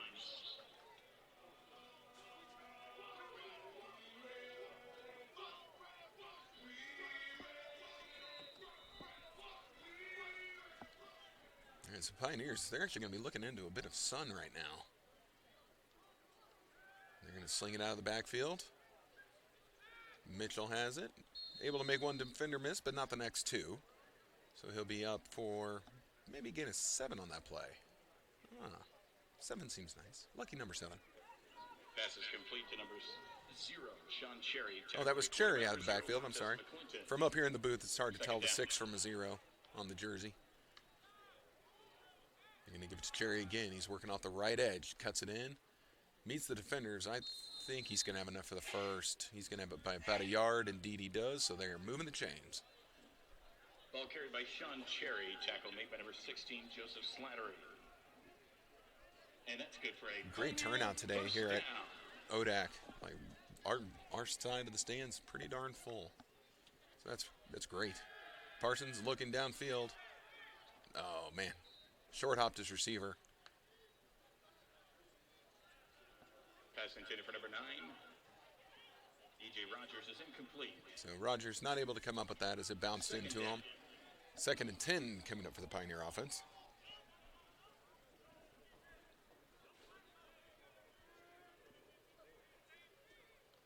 Pioneers again going to hit a little screen pass outside. Got blockers, got a first down the sideline. And play is finally blown dead. Again, it's far side of the field from me, top part of your screen. And Roger stepped out of bounds somewhere, but he did get the first down. Hard to tell where it was from where I'm at. So I'll trust the official on this one. One of the few times I say that.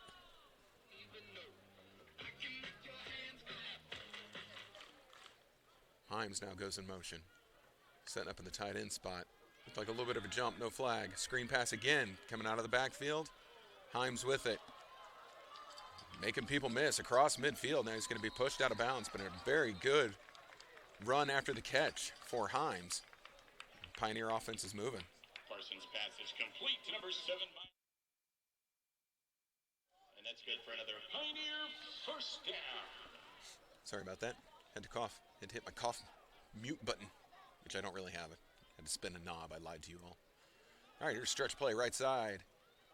Wow, Cherry, way to hit the brakes and cut up field. He knew he wasn't going to get the edge, so limited the damage and was able to make something out of nothing on that play. At least a 3-yard gain. By number 0, Sean Cherry.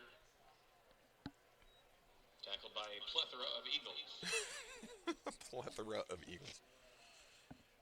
Hey, how much is a plethora? That's a movie quote. Here's a run up the middle. Ooh, Bryant, good move. Getting close to the first down marker. The Pioneers, they're just going to run. They're just running, and they're finding space. Caleb Bryant, the ball carrier. It keeps the clock moving, keeps the ball in their possession. Again, you're up 31-3. You don't need to take any unnecessary risk. Just do what's working for you. The run game has been working. Bryant again, left edge, cuts up field. Taken down. They're going to mark him a yard short of the first down marker. Caleb Bryant, the ball carrier, tackle made by number 48, Ashton Stein. Fourth down.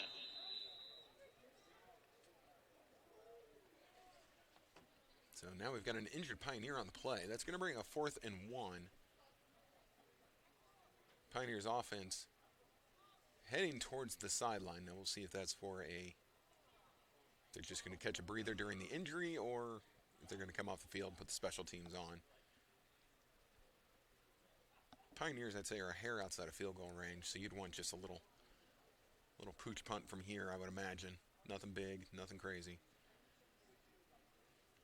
Or they could decide to go for it and keep the clock running and in their possession.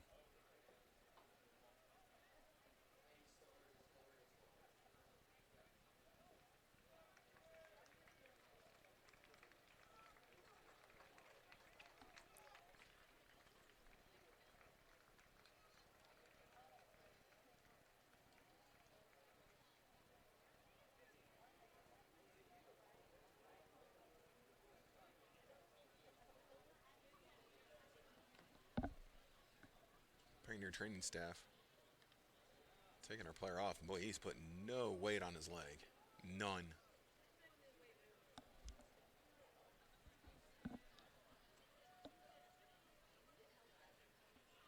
Producer, you have younger eyes than I do. Can you see who that is?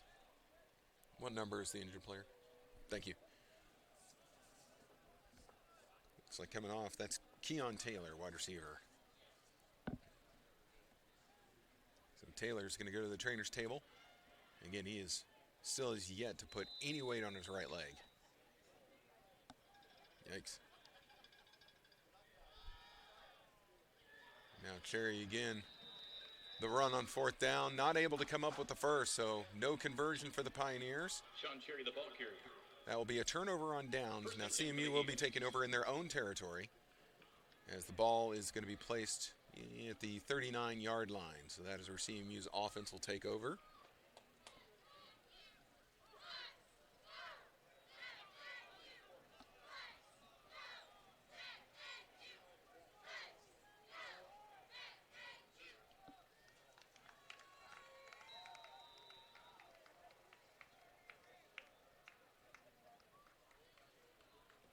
All right, CMU ready. Man in motion, going up the middle. Drop back pass. Now they sling it out to their man in the flat. 3 Pioneers converge. Ooh, he's able to get around a few of them. And again, turned a loss into a gain. About a 2-yard gain on that first down play. Pass is complete to number 26, Cam Cole. Tackle made by number 27, Zach Martinez. Second down. So 2nd and 8. Ball on the 41.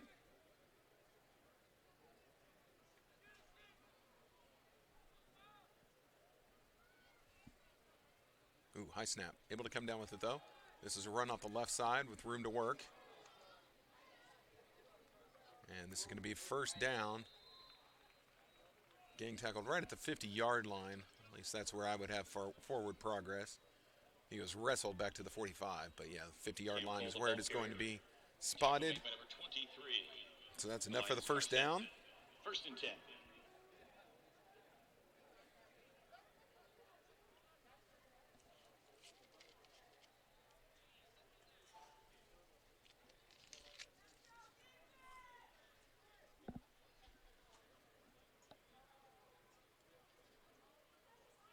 Clock down to 7.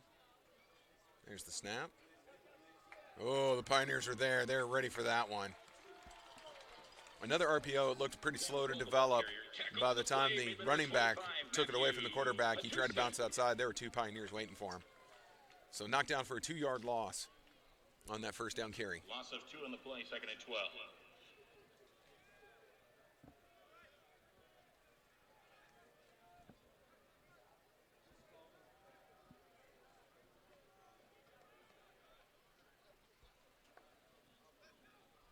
Man in motion, coming towards the formation. Cambridge dropping back, straight pass. Pressure comes, rolls out to his left. Throws on the run, and out of bounds it goes. Not near anybody. Although I think the ball boy had a pretty fair chance of coming up with that one. Edwards is incomplete. 3rd So it is 3rd and 12. And ball still at the 48. We'll see what CMU is thinking here if this is going to be 4-down territory. Again, near midfield. And now a timeout called.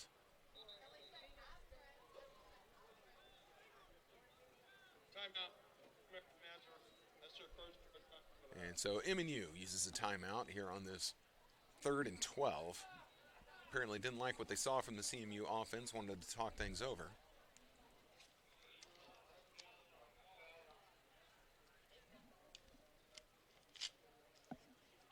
Special thanks to Dr. Brinkman and his staff at Olathe Eye Care for supporting MNU Athletics and bringing us the Good Vision play of the game. Also, a special thank you to Kendall, Pearl, and Picklemans for their support of MNU Athletics and for bringing you the Picklemans player of the game at each MNU sporting event. If you didn't hear the PA announcer, we will have to come up with the Picklemans player of the game in the 4th quarter. I had been having fun opening it up to the YouTube chat room for everyone's vote, but we don't have that today. So I'll let the people who are smarter than me figure it out.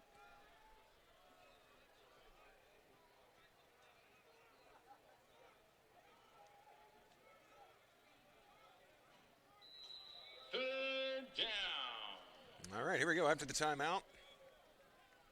3rd and 12. Drop back pass, rolling left. Throws it over the middle, has a man wide open. Oh, the ball comes out. If that is ruled a fumble, it is absolutely taken by MNU, and indeed it was. So a turnover, a costly turnover by CMU. They had the first down. The hit jarred the ball loose and recovered by the Pioneers. So the Pioneers will take over. Ball now in Pioneer territory at the 39-yard line.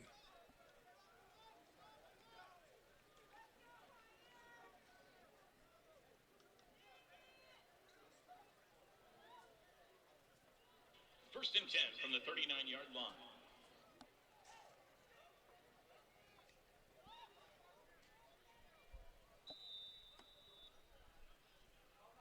Yeah, Parsons with 3 receivers to his left, 1 to the right. Ooh, defender had him in his arms. He's able to get away. Lofts it downfield. A lot of coverage, a little pushing and shoving. No call either way.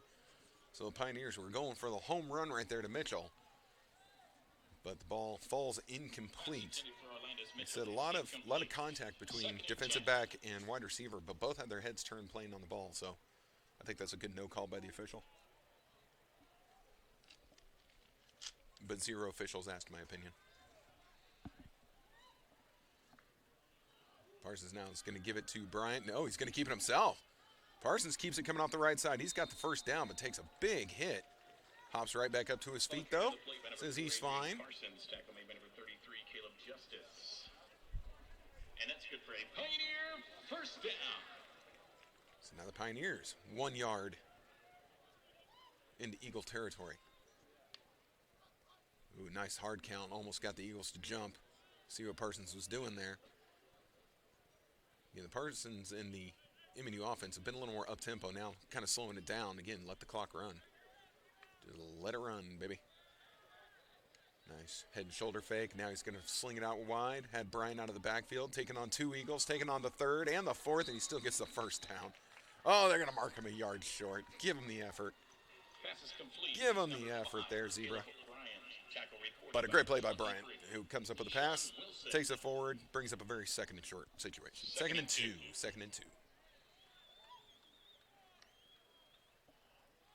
Bryant again, started left, cuts right. What a cut.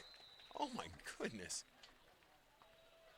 I mean, that is scalpel precision right there. I thought he was going to try and bounce it outside, and just with one step, he just planted that left foot in the turf and just turned on a dime.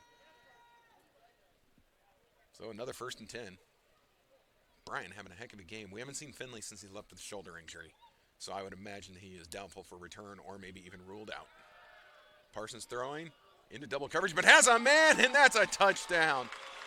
Parsons goes right over the top of the corner and the safety and puts it into the end zone. That is J.D. Kolb. Oh, no, I'm sorry, that's E.J. Rogers. Don't listen to me. Again, trying to see numbers from up here. E.J. Rogers with the touchdown completion. extending the Pioneer lead. They line up for the extra point.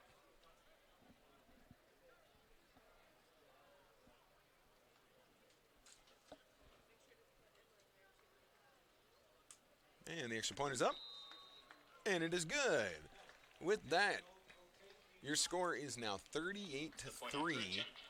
The Mid-American Nazarene University Pioneers over the Central Methodist University Eagles, with 5:46 remaining in the third quarter. Remaining in the third quarter of play. Your score: Central Methodist University 3, your MNU Pioneers 38.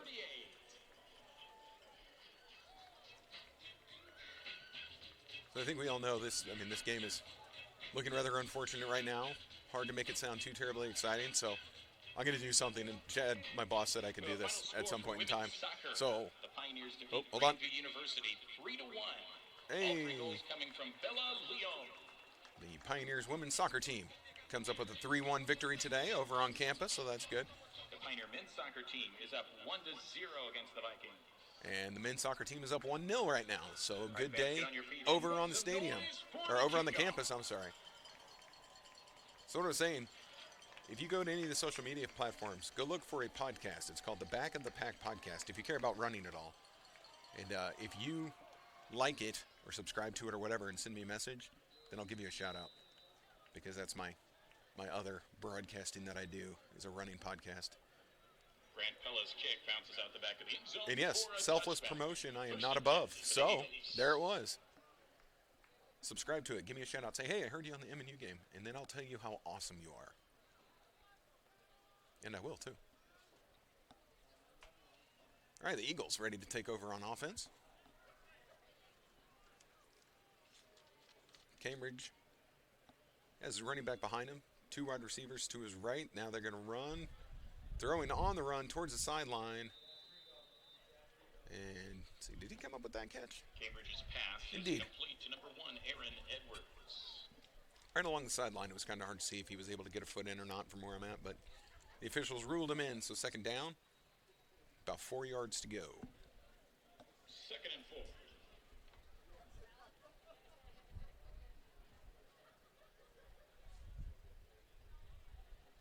Cambridge takes a snap, another option, he's going to keep it, rolls out right, throws on the run, too low of a pass. His wide receiver's not able to handle that. That was Drake Dudley, who's been pretty sure-handed, but just couldn't come up with that catch. 3rd down. Brings up 3rd and 4. Ball on the 31-yard line. CMU's got to keep this drive alive. They certainly could not handle a 4-and-out right now. That would leave the Pioneers with some pretty good field position. Wind feels like it's kicking up again. Throw over the middle, has a man. That's a first down. Nice shoulder pop by the Pioneers. That takes him down. Pass is complete to number So 6, Chase Chase Rankin able to come up with the catch. Number 1, Ethan Gets the Pritchard. first down. Pritchard credited with the tackle. 1st and 10 from the 43-yard line. CMU seems to be upping their tempo a little bit. And I know I've commented several times about how I thought they were going rather slowly. Here in the later stages of the third quarter, they're picking it up. Now they're going to run off the right edge. Not much doing there. A little bit of a gain for Charles Johnson. On the play by number 21, Charles Johnson. Tackle made by number 2, Lance Jones. They're going to give him nothing on that play. Big fat No gain on zero. the play, 2nd and 10. No gain.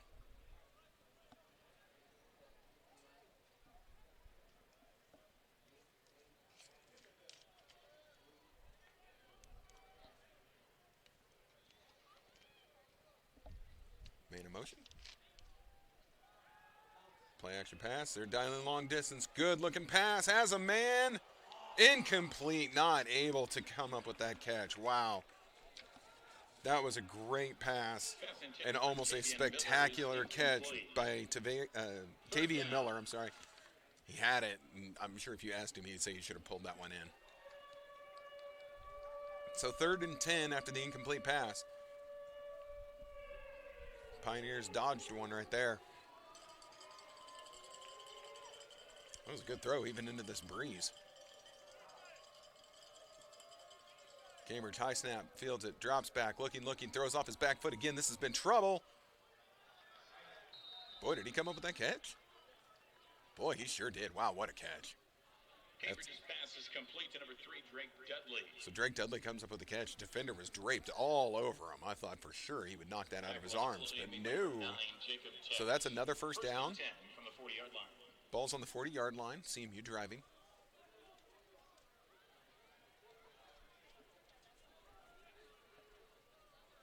Dudley in motion again. Now they're going to stretch play right. And Pioneers defense able to wrestle him down for minimal gain. Ball carried on the play by number 21, Charles Johnson. There's a flag on the play. Oh, flag down. We'll see what the laundry is about. Far side of the field, I didn't even see the flag go.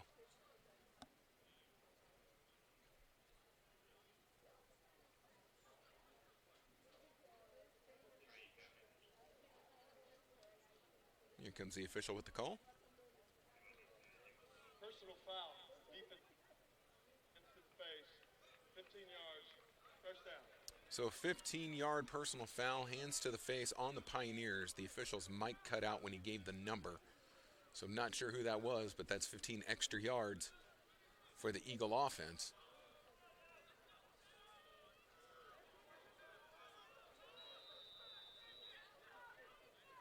Now the ball placed at the 25-yard line. And they're going to give it to the wide receiver on the sweep. And the Pioneers defense is there. Chase Rankin, That was a run by Rankin. Pioneers done pretty well today on protecting that sweep. 53. Now maybe I shouldn't have said that. Might have just cursed the situation. 2nd and 7.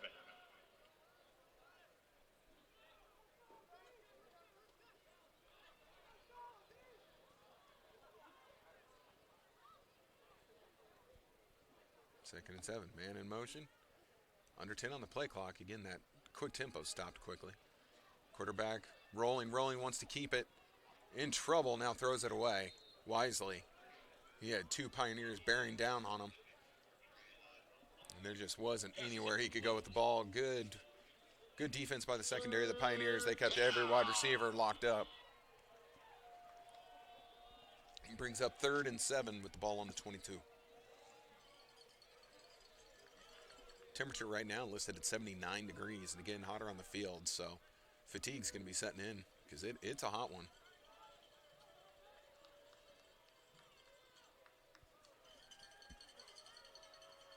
Cambridge dropping back, looking right, now coming back left, throws it over the middle.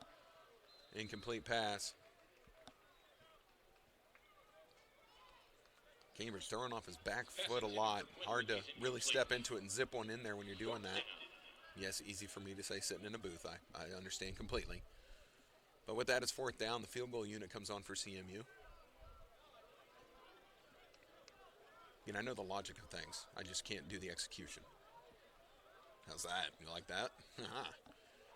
This is going to be a long kick into the wind. See what we got going on here. Good snap. Good placement. Kick is up. Oh, that's got plenty of distance. It's good. Wow, heck of a kick. The kick game has been strong for CMU. Their kicker's booming.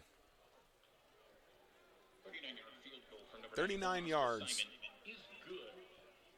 The official distance on that field goal. Seconds remaining in the 3rd quarter of play. Central Methodist University. So we're at 2:09 remaining in the 3rd quarter. It is 38-6 Pioneers. Pioneers' last drive ending on a failed 4th down attempt. Save the date for this year's Cochiantis 5K Run Walk coming up on Saturday, November 18th at 9 a.m. on the campus of MNU at the Cunningham Center. The event benefits the American Cancer Society Hope Lodge KC, as well as the endowment scholarship created in memory of MNU alumni Brad Yantis, who dedicated his life to education, coaching, and mentoring young people, and is awarded annually to a student athlete pursuing a faith-based pioneer education. Brad believed in investing in future generations of pioneers. This event is a great way for you to do the same.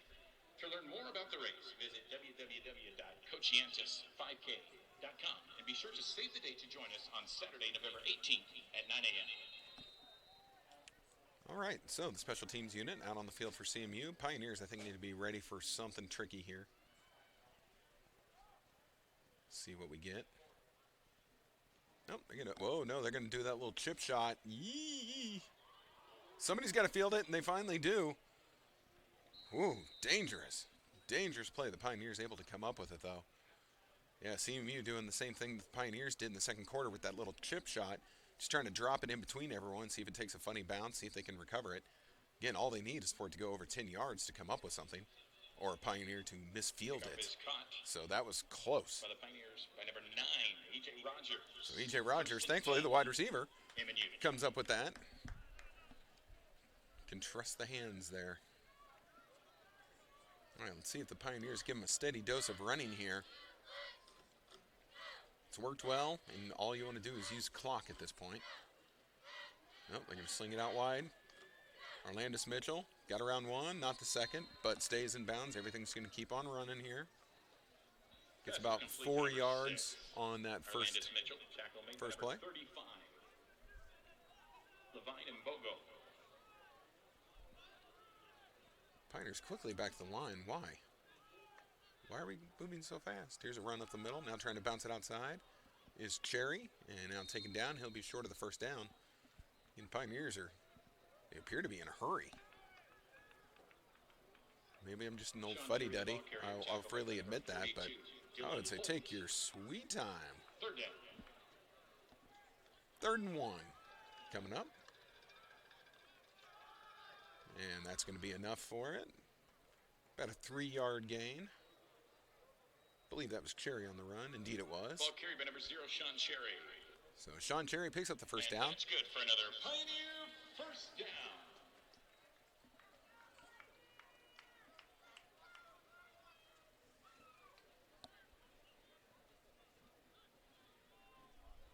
Pioneers all set with snap it with 20 on their play clock. Parsons drops back. Now he's going to keep it himself, and he's got a lot of room to run. Lot of room. Cuts it into the middle. Still running. One more to beat. Beat him.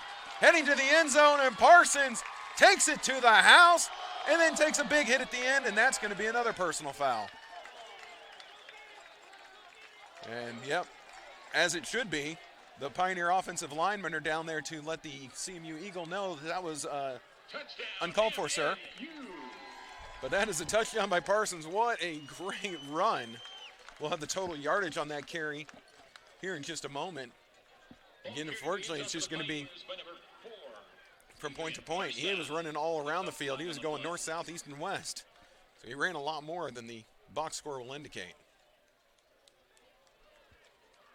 Let's listen to the official. Touchdown. After the play, personal foul, defense number 23. That penalty to be assessed on the kickoff. There we go, personal foul that we all saw coming. That's Keyshawn Wilson. Call for the foul. It was just completely a frustration penalty.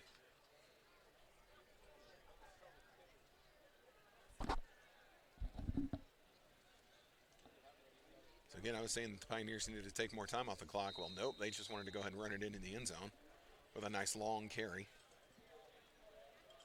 Lined up for the extra point.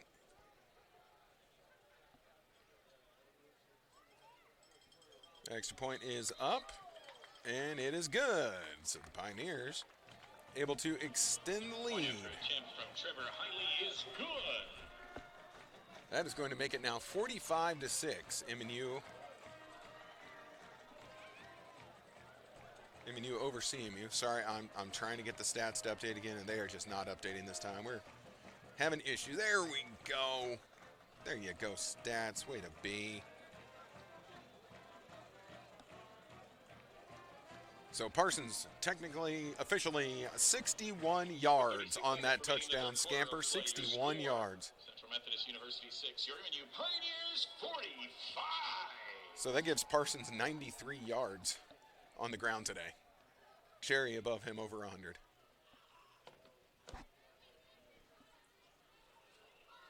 And now with that personal foul penalty, again, the Pioneers will be kicking off from the 50-yard line. Can you imagine they're just another one that they will blast out of the back end of the end zone?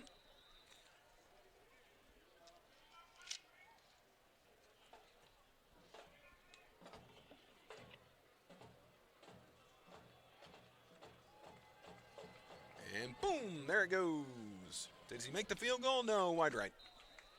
Boo. He even shook his head. He wanted to try and hit a field goal from there. teed off on the 50-yard line. Why not? Right again, 36 seconds remaining in the third quarter. We're trying to get to the end of this quarter, folks, I promise you. CMU back out onto the field. Pioneers defense heading out. CMU's last drive, ending in a field goal. Through the end zone for a touchback to Everett.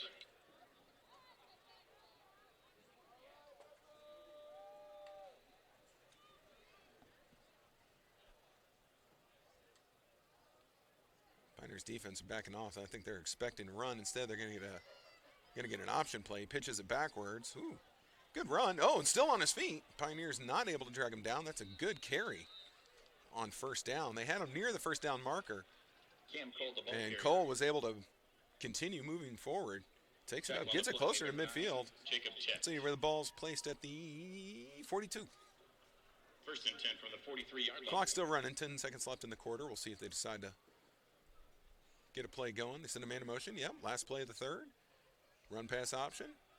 And the receiver tipped it, tried to tip it back to himself. It falls to the turf. And that's going to do it for the third quarter. So at the end of 3, it is 45-6. The Mid-American Nazarene University Pioneers over the Eagles of Central Methodist University. And we are heading to the fourth quarter. Your score, Central Methodist University 6, MNU Pioneers 45.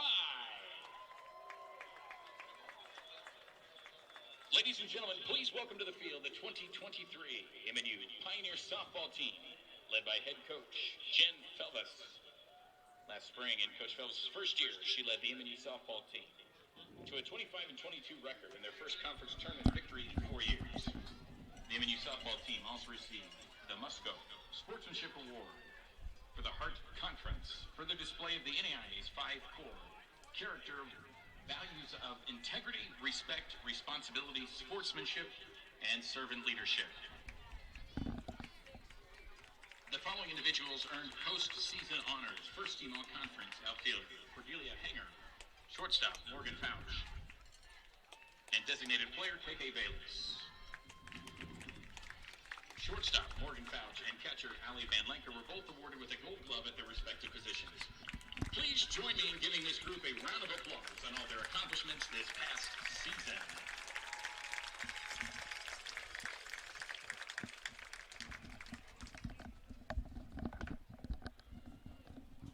Nice recognition in between quarters of the Mid-American Nazarene University women's softball team. Now they need to get off the field. So they're trying to get them out of there. CMU quickly on the ball. They're ready to go. The officials, of course, not allowing play to start yet. Can't do that when there are people still on the field. All right, we're starting the fourth quarter. We got 15 minutes left. 2nd and 10. Ball on the 43. That is where the Eagles will start this quarter. 2nd and 10. Again, wind at their back now. So let's see how much they would decide to air it out. Man in motion. They're going to hand off left side. Nope, they fake the handoff. Bootlegs, rolling right, in trouble, hit as he throws. And a completion is made. It's not the one they wanted. Just had to go to a little check down as that thing was floating in the air. But Cambridge just took a huge hit from 3 Pioneers. 6, Chase Rankin. Credit to him. He had the timer in his head timed correctly. He was able to get rid of that ball as everyone was bearing down on him. That's going to bring up 3rd and 4. Pioneers need to be careful. This is where that little pass over the middle has given them problems. 3rd and short. They like to have a player just kind of tuck himself right in the middle, a little past the first down marker. Dropping back, pressure coming. Over the middle, intercepted. Ah, the Pioneers are ready for it this time. And Cambridge throws another pick right into the waiting hands of the Pioneers, who knew exactly where he was going to go with that. 25, Matthew Patusik. So Matthew Patusik comes up with the interception, and again, the ball down right at the 50. Now they're going to move it back to the 49, because why would I be correct? I can spot it better where I'm at. What are you guys doing? Like you're closer. So 45-6, 14-13 remaining. Now the Pioneers take over on offense.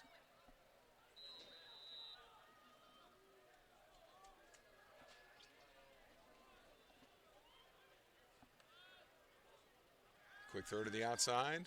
Wide receiver screen. And Orlandis Mitchell just puts his shoulder down, barrels forward, has enough for the first down. That's going to move the chains. Tackle on the play made by number 46, Jeremiah Hutchins. Second down. Pioneers still playing quickly. They're already ready. They took 5 seconds off the clock. And now here's a run. Oh, is that Finley back in? Oh, I hope so, because that means he's okay. Ball carried on the play by number 21, Kentrell Jones. Tackle made Oh, by no. number 93. Wait. Jamelian Kimball. That's an incorrect call by our announcer. Our PA announcer. Our broadcaster would never get it wrong. Oh, no, he was right. That is a new running back in the game for the Pioneers. Kentrell Jones. So Jones had that carry. Now we've got a flag on the play. I believe this is going to be false start on the Pioneers. False start, Pioneers. Yep. Third down. So 3rd and 1 goes back to 3rd and 6.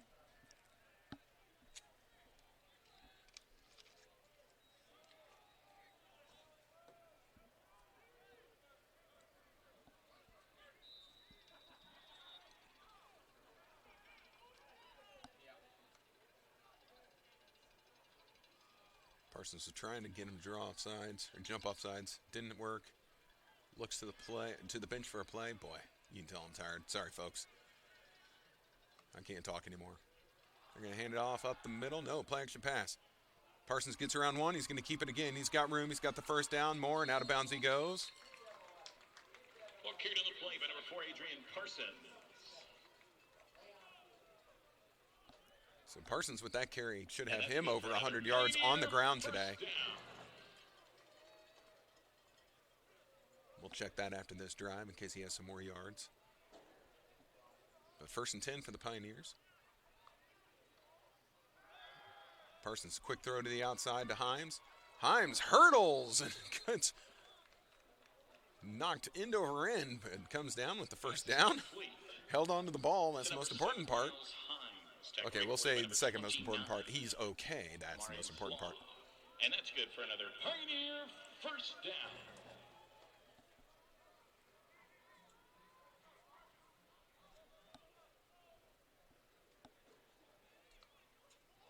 Parsons takes the snap. They're going to hand it off this time. Able to make one miss. Trying to make another miss. Turns the corner. First down. That's a hard run right there by Kentrell Jones. He's able to come up with first down. Jones, the ball carrier. Twice they had him before the first down marker, but he fought through both of them. Good for another So, like I said, hard yards right there for Kentrell Jones. Pioneer first down again.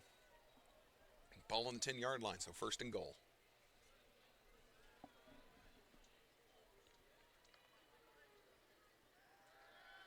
Throw over the middle, has a man. Touchdown, Pioneers.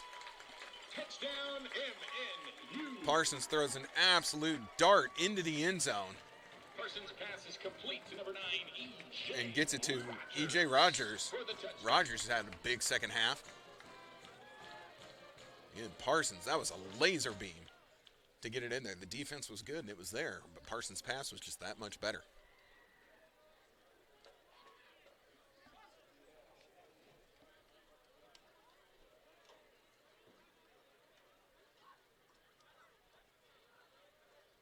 And the extra point is up, and the extra point is good.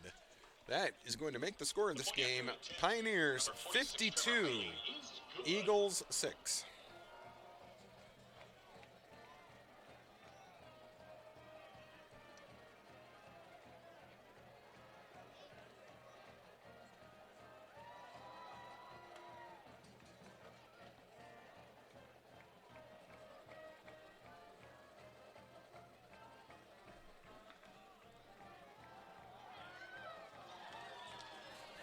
Got a good t-shirt toss going out there. It's getting competitive. I like it. University 6, your MNU Pioneers 52. Special thanks to our game day sponsor, Olathe Ford Lincoln, where they specialize in market value pricing, a proud partner of MNU and Pioneer Athletics. All right, let me see if the stats will refresh. All right, so Parsons now 22 for 27. Just the one interception, 310 yards through the air, 4 touchdowns. But wait, there's more. He also has 6 carries for 106 yards and a touchdown. So 5 touchdowns credited to Parsons, it looks like. There's a kick by MNU into the wind. This will be returnable for CMU. And now taken down in between the 30 and the 35-yard line. Mitchell has 8 receptions today for 109 yards. And then Rogers, 4 receptions, 87 yards, and 2 touchdowns. Himes, 4 for 66 and a touchdown. St. Louis, 2 for 27 and a touchdown. Again on the ground. Parsons with 1, Cherry with 1, Bryant with 1. Tackle on the play made by number 30. Parsons throwing for 4. Good gravy. The Pioneer offense clicking on all cylinders today. Hitting on all cylinders. And, yeah. New quarterback into the game for CMU. They have made a change under center after that last interception. Here's a run right up the middle. And wrestled down for minimal gain. Checking into the game now is Gavin Watts. He is a junior, 6'4", 205 out of Springfield, Missouri. So Watts into the game now. David Hadler.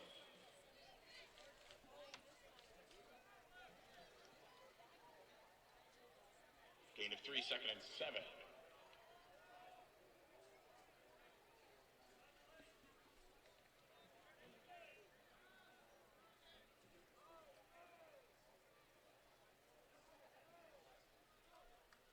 Watts dropping back, looking over the middle of the field. Has a man wide open. Wow, Dudley, great catch. My goodness. So ball right at midfield, first down for CMU. Little miscommunication on the play. Gavin Watts pass. But Drake Dudley, heck of a catch. One-handed pulled it in, so.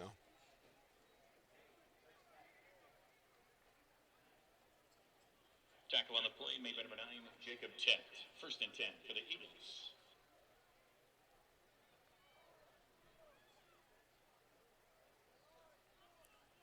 Man in motion. Watts going to drop back again. Flushed out of the pocket. Pursued. Ball is hit as he was throwing it, and that's going to be incomplete.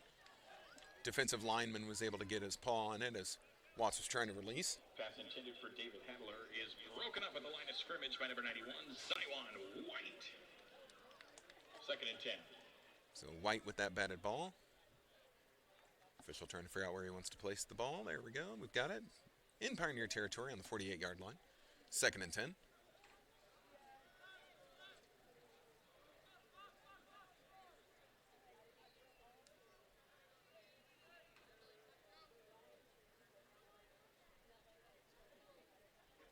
Dudley in motion. They're going to hand it to Dudley on the sweep. He's got room. Got through one tackle. He should be off to the end zone at this point. Pioneers couldn't chase him down. That's going to be a touchdown for CMU. I knew I shouldn't have said it on that last drive. Said the Pioneers have been defending that sweep really well. Well, there's where it fell apart. Dudley on the sweep, able to go around the left end of his line and chase it into the end zone for a touchdown. So extra point pending. Again, their kicker, he's been good. Oscar Simon. He's ready. High snap. Blocked. And the Pioneers might try and return this. It's a foot race. Simon makes a dive, can't get it. Another man close. He might catch him before the finish line. Oh, what in the world? I have never seen that before. Rather than tackling him, he did a slide tackle. I mean, straight off of a soccer field.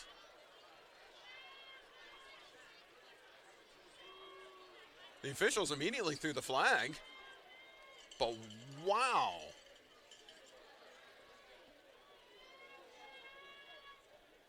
I mean, that's like out of Cobra Kai right there. What just happened? You seen that before? That's new to me. Oh my gosh.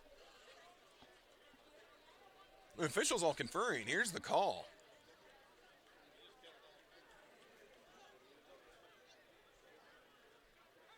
They're still talking. Here we go. Personal foul. Boyd, get into the end zone. We'll go for the kick. We didn't catch any of that. I don't know what just happened. Okay, so he got the personal foul. Oh, okay. So they have been denied the 2-point conversion. And then the personal foul will be on the kickoff. So CMU is going to be moved back even further. So the Pioneers should start with wonderful field position after this kickoff. But I have never seen that before. This is where it stinks we don't have the replay system today. I would like to see that again, and then I'd like to show my friends and family. Like, look at this. This is new.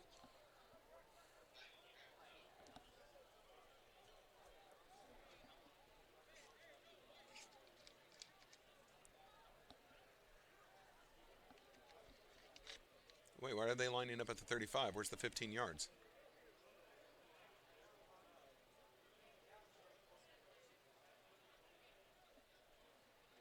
Yeah, what are we doing? Where's the 15-yard penalty? Where's the enforcement?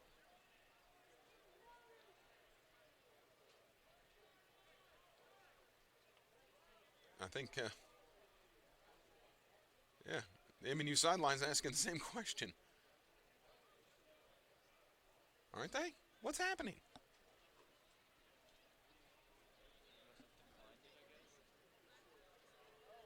Oh, well, he did make a motion of decline, so maybe they declined the penalty.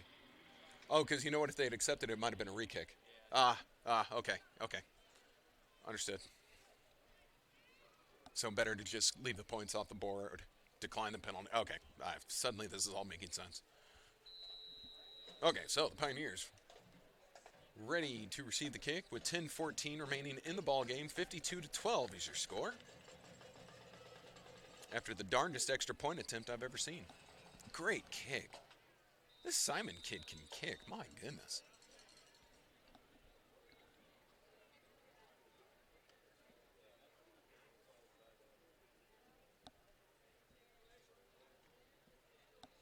So that very odd play kind of took the wind out of this place as everyone was curious as to what in the world just happened. So everyone just kind of sitting around looking around right now like, what's going on?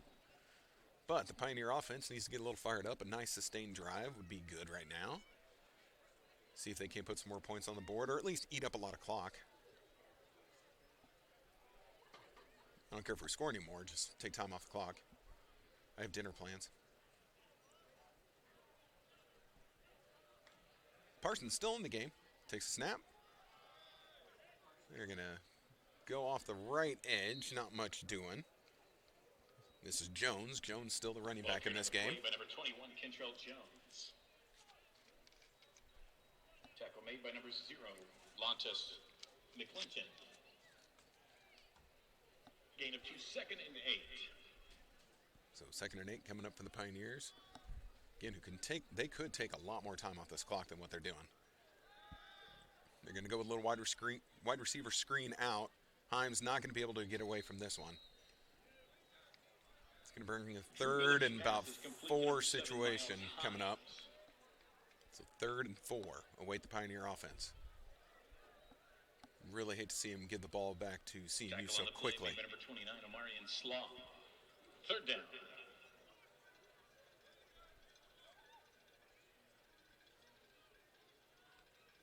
What can their offense dial up? And this went nowhere. So a little 3rd down inside handoff does nothing. Going to bring up 4th down. Tackle on the play made by number 50, LaMarcus Washington.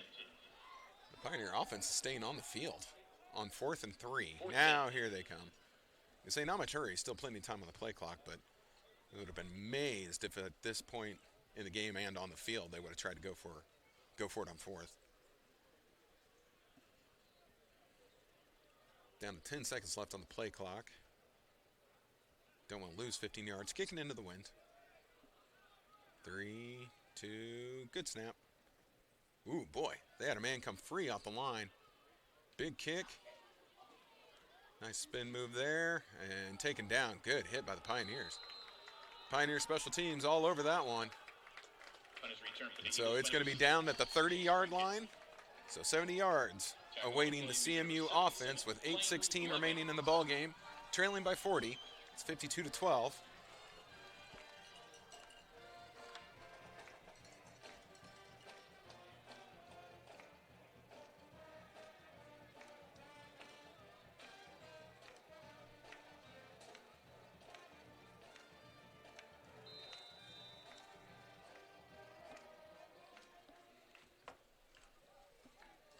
New quarterback still in the game. This is Watts.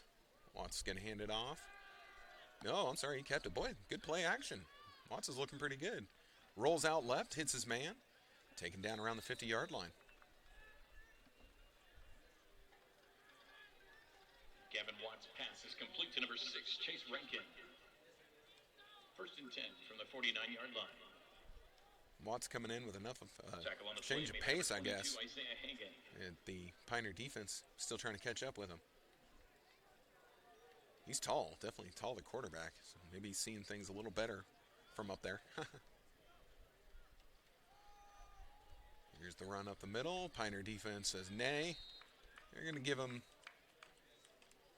3 or 4 on that carry. David Handler, the ball carrier. Gave him 3. 2nd and 7 coming up. Tackle made by number 27, Zach Martinez. Gain of 3, 2nd and 7.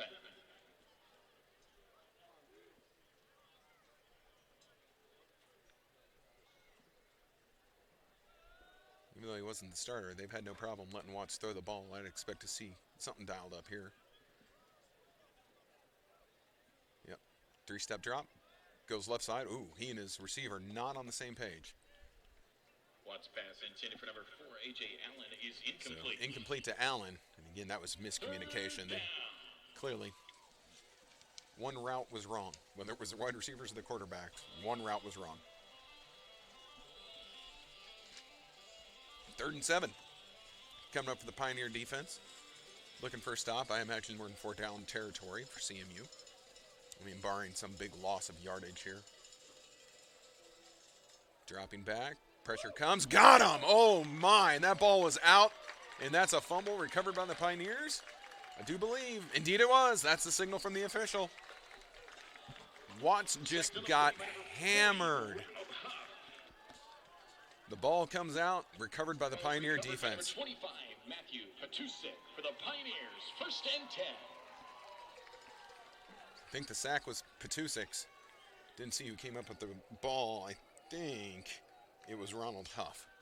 We might have it reversed on the hit and the recovery, but either which way, Patusek and Huff working together to cause this turnover. So the Pioneers get the ball right back and now start this drive in CMU territory. 6:51 remaining in the ball game.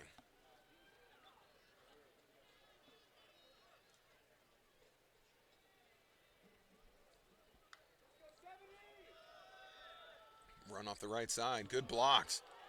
And spinning, staying on his feet. Now taken down. That was a great run by Jones. Kentrell Jones. Jones finding a lot of space on the right side. And what space he couldn't find, he created. Tackle on the play made by number 46, Jeremiah Hutchins. And that's good for a Pioneer 1st down.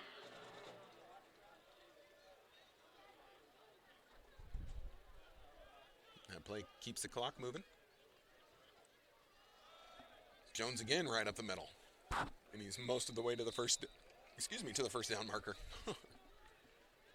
Isn't that how it works? You're trying to broadcast and you get the hiccups. Tackle made by number 40, Ashton. Ever happened to you? Happens to me. 2nd and 3.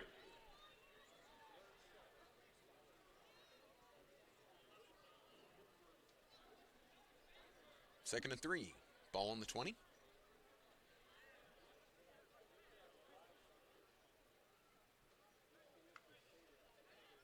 They're going to Jones right up the middle again. They're going to let him get this 1st down.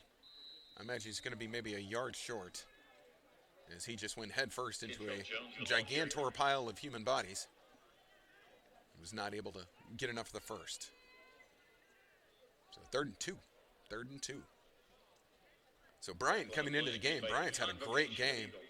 So they're going to give Jones a breather. Or no, I'm sorry, Jones is staying in there. You've got dual threat in the backfield with Bryant and Jones. They're going to send Bryant out. They're going to hit Bryant out of the backfield. He's going to have 1 to beat to get this 1st down. And I believe he did it.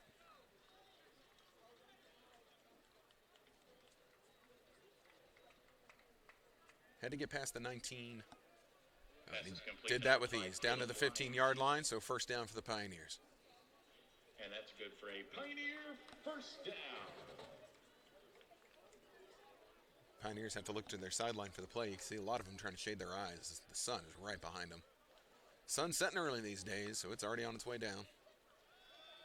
Jones again. Ooh, boy, he just got smacked. Kentrell Jones, the ball carrier, tackle made by number 16, Joseph. Jones got wrapped up by one defender, and the second defender came in to finish that play off. Laid a little bit of a lick there on Jones. But so far, this drive is doing everything the Pioneers want. It's taking time off the clock. It's getting them a lot closer to all zeros up there. Now, Cherry, he goes out wide. They're going to give to Jones again. They're just going to ride Jones to the finish line here, it looks like. Kentrell Jones, the ball carrier. Tackle on the play made by number 48, Ashton Stein. So 3rd and 3 now for the Pioneer offense. Again, they're well within field goal range if this does not work out. 3rd and 3. But do what you can to keep this drive going.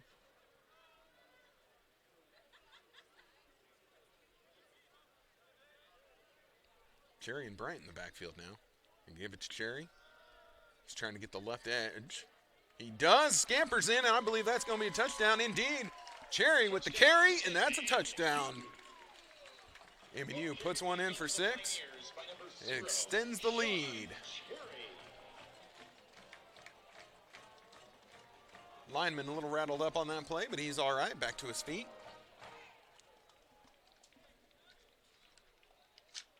And the Pioneers now getting lined up for the extra point.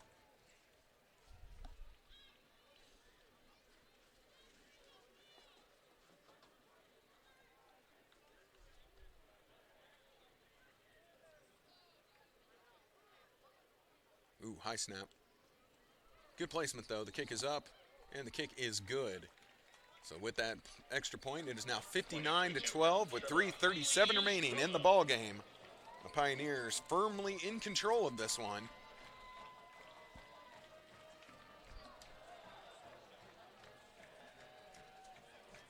CMU looking for answers over there. Again, next week is the last home game for the Pioneers.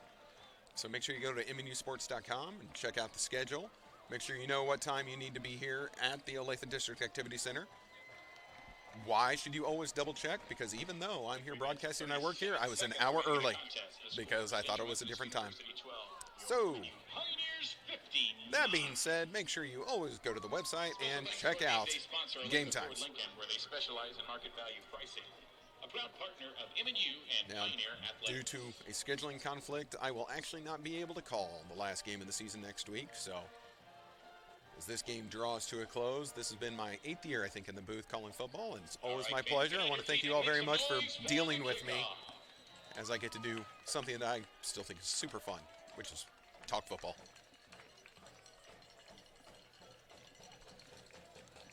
All right, the Pioneers kick it off into the wind. This will be returnable. Ooh, fielded at the 1, and now pushed out of bounds at the 6. Might have let that take one more bounce, but it would have been risky. But Chase Rankin decided discretion was the better part of valor. He picks it up at the 1, tries to return it, only gets 5 yards. CMU starting in a hole on this one.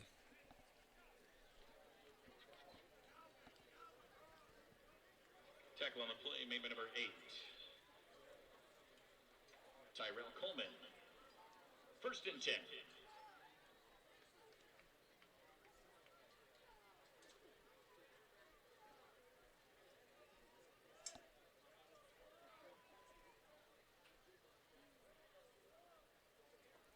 Watts brings his man in motion. They fake that sweep again. Now they're going left side. Pioneers defense is there. That's no gain. I do believe that run was David Hadler. Tackle made by number 1. First time I've called his name today. So Hadler with the carry. 2nd and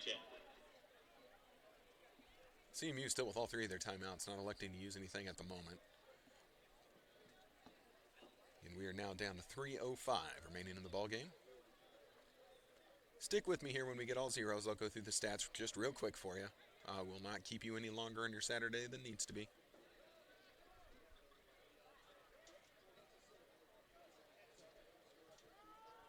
Watts hands it off, working left side. Defense is there. And now the play finally blown dead. I think this is going to be another one for no gain. Hey, look, there's a UFO over the field. Oh, it's over the 50. It's over the 40. UFO's going to score. It's either a UFO or a star balloon, but I don't know where that came from. There it goes. Bye. Hit the post. Oh, no, missed the post.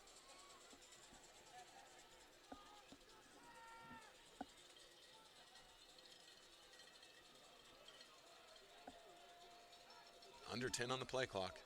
CMU never in a hurry. Watts is going to drop back. Pressure comes. He's trying to get away. Almost intercepted. Watts had to throw it. He was standing in the end zone. An uncorked one, but there wasn't a whole lot on it as he was throwing on the run. And it was almost picked off. That would have been a pick six for the Pioneers. With 4th and 9 coming up, here comes the punt unit for CMU. 2:02 remaining in the ballgame.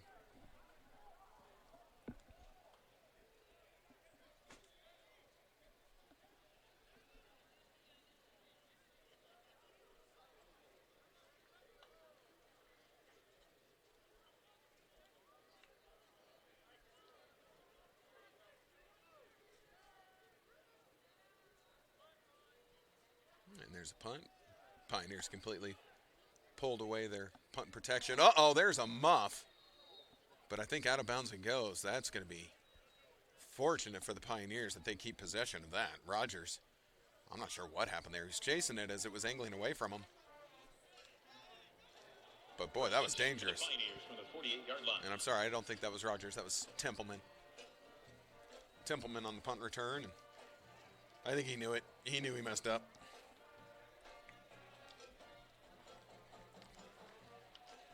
But thankfully, no harm doing.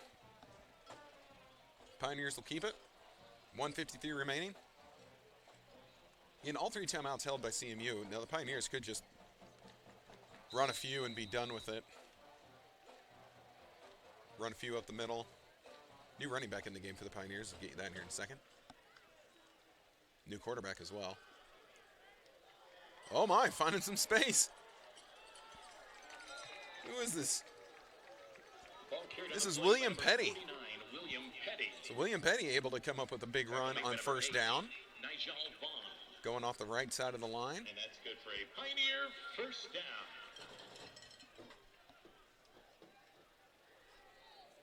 Again, also into the game, Drew Miller has returned. He came up for that one play while Persons got rattled. So Miller in the game. Under center. Don't expect him to attempt to pass. Another inside handoff coming up. Indeed.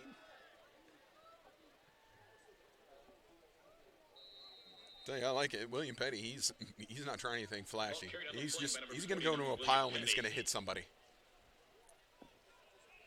If you don't like it, get out of his way. Number 27, Joe Daniels. We're now 1 minute remaining in the ball game. 1 minute.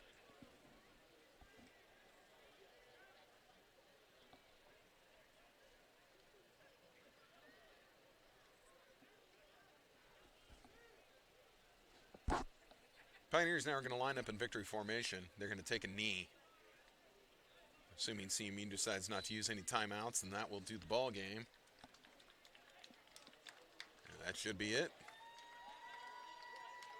As everyone starts to head to their sidelines, so that's going to be it. Your final score from the Olathe District Activity Center, 59-12. Pioneers over the Eagles of CMU. Give me just a moment. Let all these stats go final. Central Methodist University Eagles 12. Your MNU Pioneers 59. It's not quite updated yet. Not quite updated yet. I will get you everything here in just a moment. I promise you. Like I say, go to MNUsports.com. Make sure you get the schedule for next weekend, the last home game of the year. Don't want to miss it. And since you can't listen to me, because I won't be here, you might as well just come out here to the stadium and watch the game in person, right? I mean, it only makes sense. It only makes sense.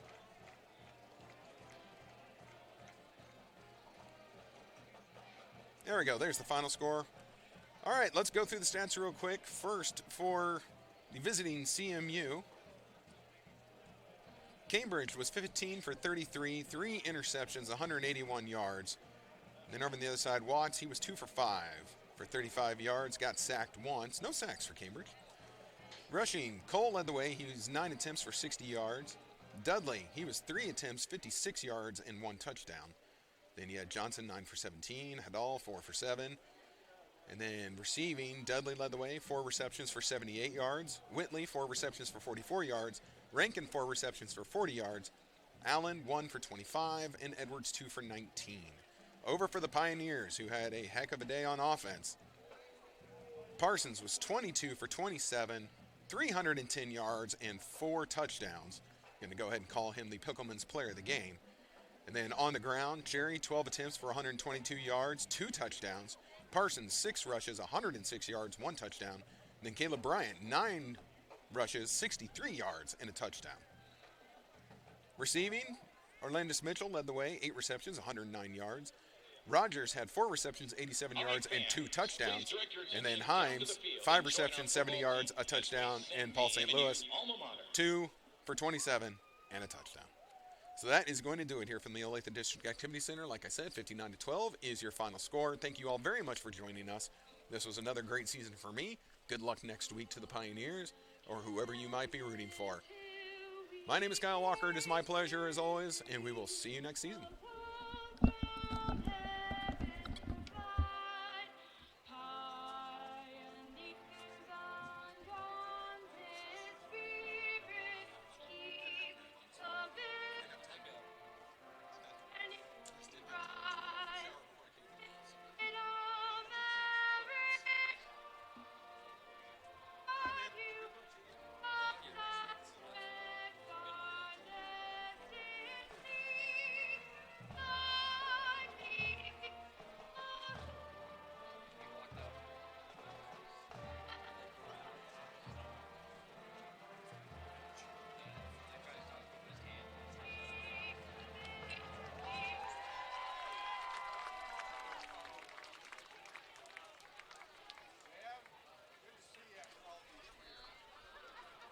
MNU football fans, the Pioneers are back in action